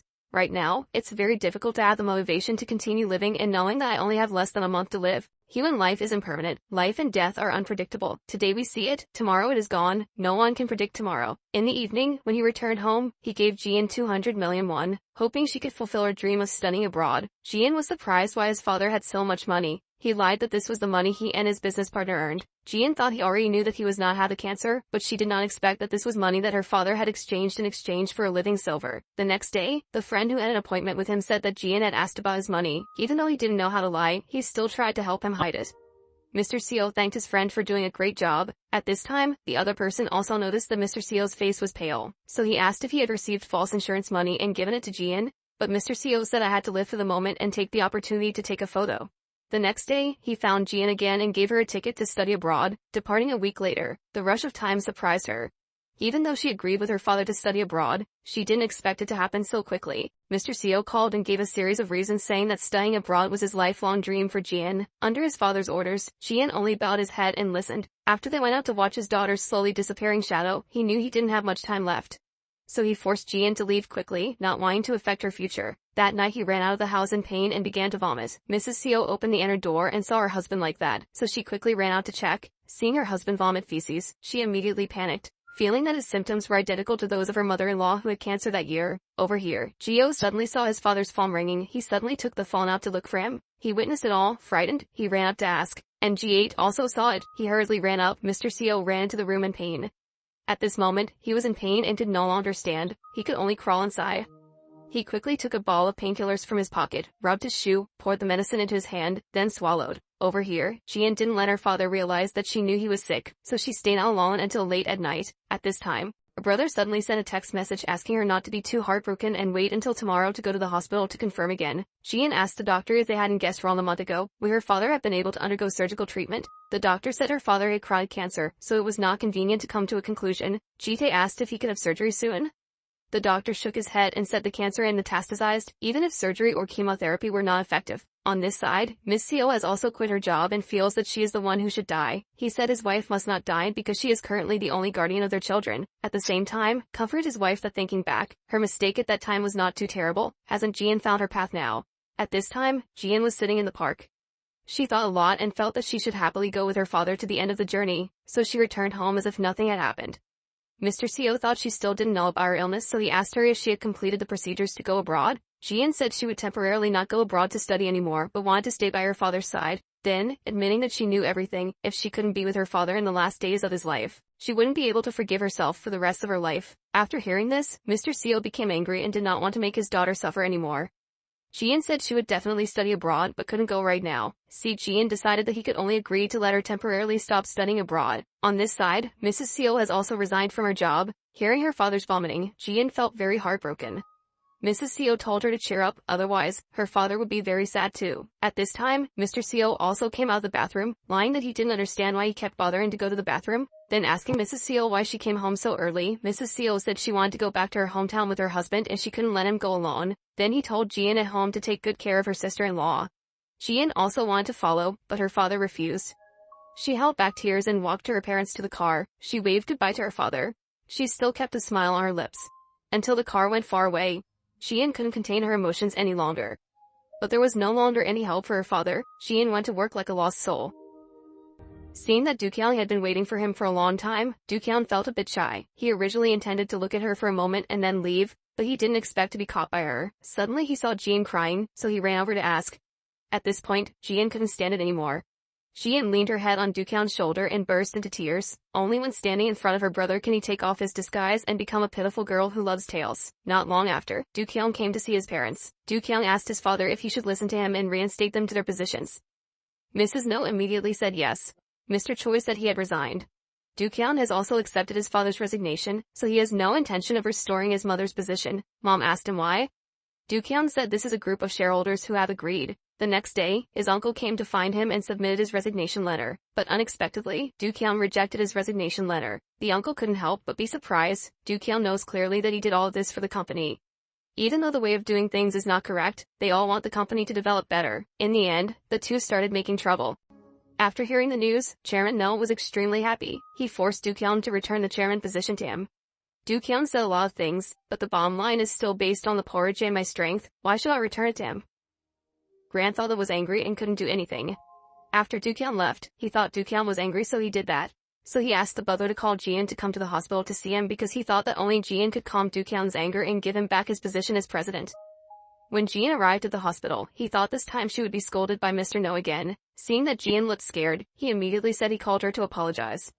Ji-in did not understand. Mr. No thought Ji-in knew about him hitting Mr. Seo, so he confessed everything. But Ji-in didn't know at all. She was very angry when she heard about it. She didn't pay attention to Mr. No's words and turned around to leave. On this side, Mrs. Seo was next to her husband and lived with him for the rest of his time. Mrs. Seo's children are also seeking ways to treat cancer. The sister-in-law saw the two brothers discussing, along with the fact that their parents hadn't come home for a long time. She also suspected that something had happened. Ji-in ended up telling her sister-in-law everything. The elder sister-in-law felt guilty. She didn't want her parents-in-law to do that because of her. At this time, Jisoo came to visit. Waiting for his sister-in-law to leave, Ji-in told her everything. After hearing this, Jisoo burst into tears, feeling that everything was not true. The next day, Ji-tae and his wife went up the mountain to meet their father. Mr. Seo could not help but be surprised by the appearance of his daughter-in-law. The daughter-in-law said she was there when her parents returned. Then she asked her husband to quickly go inside and pack up his things. But when Mr. Seo stopped her, she told her father-in-law that if he stayed here, she and her grandson would always feel worried and insecure. She also didn't want to take away his short time with his family. Finally, Mr. Seo also agreed to return home. The next day, Mrs. Seo prepared a lavish meal, while Mr. Seo cleaned up as usual. Ji-in happily ran out to call his to come eat. After breakfast, the eldest brother and sister-in-law went to work together. A happy life like never before tragedy. This is a fierce battle. The butler came to tell Mrs. No that he wanted to take a few days off to attend his father's funeral. No didn't say anything but directly pulled up 20 million won from her pocket and threw it on the board. Then he turned around and left. This action was like a knife piercing the butler's heart. She walked over and picked up the money on the table, looked at the 20 million won in her hand, and thought to herself that after all, she had worked for this family for 30 years. But in the end, I only received this cold treatment. Today, after returning from taking care of her father's funeral, Mrs. No turned around and was startled and surprised. Today's butler is dressed more casually than her. She placed the resignation letter on the table, then sat on the sofa and looked at Mrs. No with an annoyed expression. So Mrs. No immediately said this was not a place where a servant could sit. The butler asked the other person to review the resignation letter on the table. She said her father had passed away, so she didn't need to stay here to work anymore. Mrs. No said she would increase his salary, but the butler refused. Mrs. No was extremely surprised by this action. The butler blamed Mrs. No's family for never treating her like a human being. At this time, the butler also told the truth about 25 years ago. That year, she received an order from Chairman No to follow her and see with her own eyes Insu being taken away. She wanted to get out of the car to stop him, but she remembered how the woman often scolded her for no reason. In the end, she decided to fulfill her role and not worry about money anymore. Listening and following orders is her job. It was thought that Mrs. No would save Insu, but she didn't do that at all. Mrs. No was furious. The butler remained very complacent. The two of them rushed into fighting. Exhausted, they both sat down on the ground. The butler sat down with a satisfied look on her face. Mrs. No wished to question why she didn't tell her then. The butler said, "At that moment, you changed my destiny, leading the unmarried till now." After speaking, the butler stood up, holding the cheek that was beaten. "If you had treated me better, Winsu wouldn't have been lost." Mrs. No was about to continue fighting. "No, Myung-hee? Do you know what your husband did while you were unconscious?" It turns out Mr. Choi has always been by Mrs. No's side. He said that even if he couldn't find his daughter to return, he wouldn't blame her. He only hoped that his wife could wake up safely because he couldn't lose her. This scene was hidden by the butler standing outside. She proudly adjusted her hair and turned around to speak to Mrs. No. Wish you luck, No Myung-hee. Afterward, the butler returned 20 million won, then left, leaving Mrs. No alone. A while later, she gathered herself and walked to the mirror to look at herself. She cried in the room for a long time. Finally, she had an awakening. Her cries echoed throughout the office unstoppably. After being beaten by the housekeeper in a battle of conscience, she finally awakened. The next morning, she immediately brought gifts to thank Mr. and Mrs. Seal's family. Coincidentally, I did not see the close appearance of sisters Jian and Jisoo. Also, the fact that her sister and she always considered each other as enemies made her feel very embarrassed. At this time, Jian and her sister saw Mrs. No. They were scared as if they had just seen death. Jian still had many unresolved questions, so she left first. Mrs. No told Jisoo that she came to thank Mrs. Seal's family. Jisoo said everyone had already gone to the supermarket. Surprisingly, she wanted to stay so everyone could return. When they walked back home hand in hand, he saw Mrs. No getting out of the car. Both were surprised by her presence. Then they went into the house to sit and talk. Mrs. Seal was still nervous when facing Mrs. No. Mrs. No said she came here to express her gratitude. She also apologized for what happened in the past. When she returned, Mrs. No saw her father sitting in the living room, so she sat down to inquire about him. Chairman No blamed Do-kyung for forcing him to leave the hospital, but Mrs. No remained silent. Chairman No then asked what happened to the butler. After hearing his daughter's story, he was extremely angry and said he would teach that woman a lesson, but Mrs. No also thought clearly and did not want to do it anymore. But Chairman No didn't think so. After speaking, she stood up and went to her room, leading her angry father to call the butler. Mr. No, don't forget, I have evidence of your crime in my hands. The butler turned off the phone and began our journey. Mrs. No returned to the room and saw Mr. Choi had finished packing up. Suddenly, she noticed a prescription in the trash bin. At this moment, she realized that Mr. Choi was suffering from depression. As he walked in, she hastily asked why he was like this. He retrieved the prescription, stating that they were on the verge of divorce, so there was no need to ask. Then he prepared to leave, despite Mrs. No's attempts to hold him back. Hearing Mrs. No's sincere apology, he stopped in his tracks. In fact, he still cared deeply for his wife. On this side, Mrs. Seal has finished cooking. The whole family sat together. How happy this moment is. Under the advice of his family, Mr. Seal finally agreed to go to the hospital for treatment. After arriving at the hospital, the whole family could not bear to leave him. Finally, under their father's urging, they returned to work. On the way back, no one said anything. They all knew that the hospital couldn't prolong the father's life. All the doctors could do was help and relieve some of the pain and suffering of illness during the last period of his life. When Do-kyung called Mr. Seo, a nurse answered the phone. Only then did he know Mr. Seo's condition. Upon receiving the news, he rushed to the hospital. After entering the hospital room and seeing him, Mr. Seo struggled to look out the window. He now knew why Jian cried so pitifully that day. Do-kyung slowly walked up and knelt before Mr. Seo. I'm sorry. I'm truly sorry. Mr. Seo hurriedly ran up to help Do-kyung up. Do-kyung told Mr. Seo about story with Jian. Do-kyung blamed himself for not thinking about Jian, though not entirely satisfied. Mr. Seo saw that Do-kyung truly loved Jian. He said that Jian must really like Do-kyung to act that way. He hoped that Do-kyung would take care of Jian after he passed away. He hoped Do-kyung could fulfill that wish. Do-kyung is also struggling because Jian is preparing to go abroad. Let Jian see your sincerity. Mr. Seo said that time is the best way to heal wounds. He also said Do-kyung shouldn't cry like an irresponsible man. Hearing this, Do-kyung suddenly burst out laughing. Mr. Seo's advice helped him regain his direction. In the evening he was again tormented by pain. Even though he knows that his remaining time is not much, he lives every day very optimistically, confidently show off his piano playing skills to the patients here. Even with the companionship of his family, he was able to name his soon-to-be-born grandson Seo Jin. The whole family laughed and talked happily at the hospital bed. Jisoo asked Mrs. No for permission to return to her foster parents' home. Mrs. No didn't object at all. She even suggested they switch to a bigger house. Jisoo shook her head and said there was no need because her sister-in-law and brother were about to move out and her father was about to leave. Saying this, she couldn't help but burst into tears, making her parents confused. Jisoo told them about Mr. Seo's cancer. The two were extremely surprised and he immediately contacted the best hospital. Over here, Jisoo and Jitae are talking about the things recorded in their father's diary. At this moment, Jitae and everyone smiled and waved at him. Jiho posted a poster with the words Seo Taesu's concert and also invited friends to join. Mr. Seo finally responded. Mrs. Seo also encouraged her husband to perform. Mr. Seo finally didn't refuse. Facing so many people like that, he also felt a little shy. Jian looked at his father and smiled. In the end, he did play for everyone to listen. Everyone listened attentively.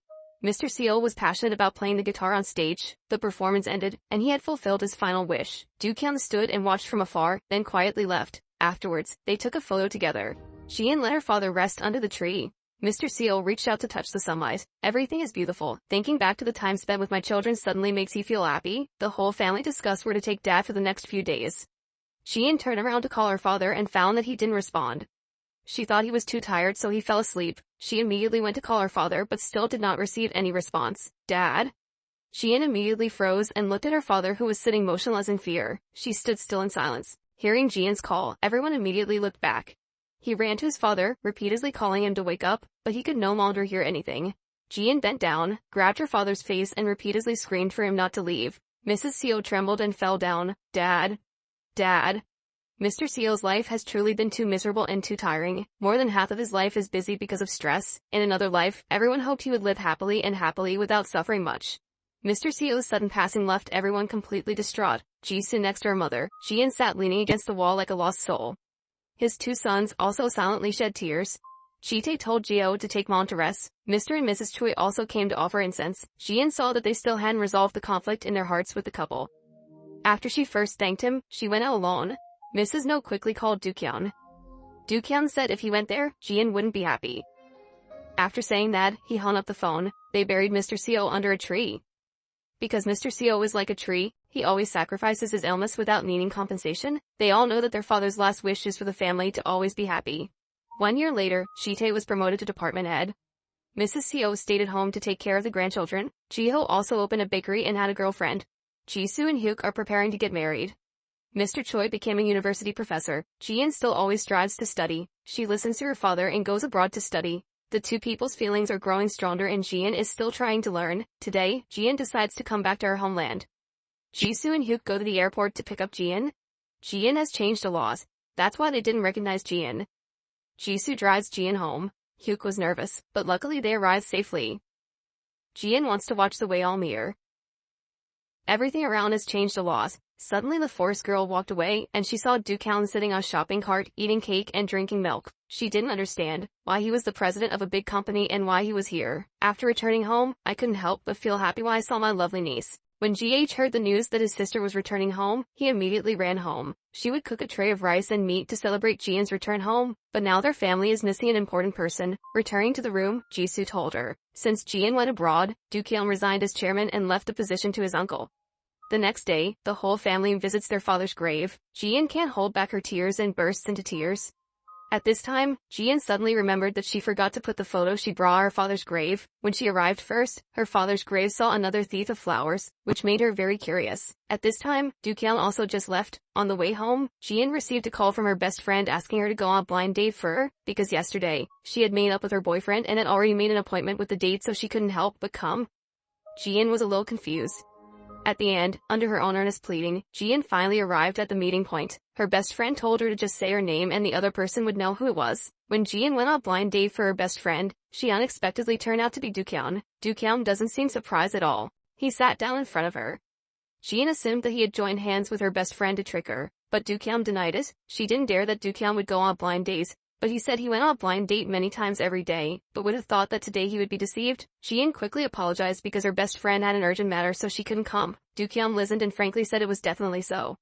Looking at his serious way of speaking, Jian couldn't help but be skeptical. Why are you talking to me so politely? Because this is the first time we meet each other. Jian remembers that she herself said so. Dukyeon gives Jian a business card. Jian explains that what she means is that we go back to being two strangers, not starting over again. Jian doesn't want to fall in love and says she will go abroad the day after tomorrow to continue her studies. Dukyeon says he doesn't mind long-distance relationships, and that made Jian even more certain that he had joined hands with her best friend. Jian ran behind the bookshelf to call her best friend. After hearing this, her best friend was surprised. Only then did Jian confirm that this was truly a coincidence. Even so, she didn't want to fall in love with Dukyeon, and then quickly left. Mrs. No suddenly called to say she wants to meet her. Jian politely declined the invitation. Mrs. No looked at the phone in surprise. Mr. Choi quickly asked what Jian said. She recounted what Jian said. The more she thought about it, the angrier she became, not daring to believe that she had changed so much. After her best friend found out that her date was Dukyeon, she immediately asked her what she felt when she met him again. Jian said that although she was happy, she still felt a little heartbroken. The next day, she went to her brother's bakery and had just talked a few words when Dukyeon walked in. Jian saw him and immediately turned to look at his younger brother with skeptical eyes. Jiho quickly explains that Dukyeon is a regular customer of the shop because he often buys cakes for breakfast. He looked at Jian for a hidden meaning then turned and left. Jian chased after and asked why he had come here. Do-kyung said he left home and started living independently by buying an apartment recently. Hearing this, Jian couldn't help but be surprised. Do-kyung then offered to take her to the park for a tour. Unexpectedly, Jian immediately agreed. After getting off the bus, Do-kyung introduced herself to the secretary. She was Seo Jian had just met at their blind date yesterday. Even though I didn't know what they were doing, I still acted together with them. Jian also pretended to reintroduce herself, and as a joke, the three of them played amnesia together. Do-kyung took her to the museum. Here he spoke his heart out. But in the end, Jian still did not accept Do-kyung's love. After leaving the museum alone, Do-kyung said he had Mr. Seo's agree. Hearing that, Jian turned to look at him with skeptical eyes. In fact, her father had previously told Do-kyung that if he wanted to pursue Jian, he had to learn to wait. Jian was very surprised when she found out, knowing that tomorrow she would go abroad, but she refused and said that if they were destined to be together, they should wait until she returned from studying abroad to think about starting again. After speaking, he turned around and left. Jian packed her luggage and prepared to go abroad. She came to the family photo and looked at the photo of her and her father together, remembering what he had said before. If you meet someone you like, don't let yourself regret it. Not long after Jian arrived at the airport, she suddenly stopped. She wanted to see if Do-kyung was coming here or not, but she didn't see any sign of him. This made her feel a little disappointed. Not knowing that Do-kyung had already arrived a long time ago, he just didn't wire to see him. After Jian left, he quietly walked out and watched Jian's back fade away. He silently made a decision. Actually, Jian still had something unknown. Seeing Jian heartbroken, he felt the pain too. He was also present at the funeral. It was all arranged by Do-kyung. Jian, sitting on the plane, quietly pulled out a wooden statue from his pocket, and this wooden statue was Do-kyung. Not long after, Jian went abroad. She continues to work part-time to make ends meet. At this time, the boss said that table number 3 had someone ordering. Jian immediately took out a pen and paper to prepare to go there. But she was speechless when she saw a man waving at her in the crowd. And this person is none other than Do-kyung. Jian stood still for a long time, then she went to ask him, "Why did you come here?" Do-kyung said he planned to expand his business here and asked Jian, "If so, will you accept love?" Jian looked at the person she loved without saying a word. Then she turned around and continued working. Suddenly she stopped and turned to look at Do-kyung with affectionate eyes. Do-kyung himself smiled. Jian also looked at him and smiled. The movie ends here. A beautiful ending to the difficult love story of Do-kyung and Jian. Lovers will eventually come together. If you're single, let's go eat red beans. Hope you soon find your other half. Remember to subscribe to the channel to watch super good movies.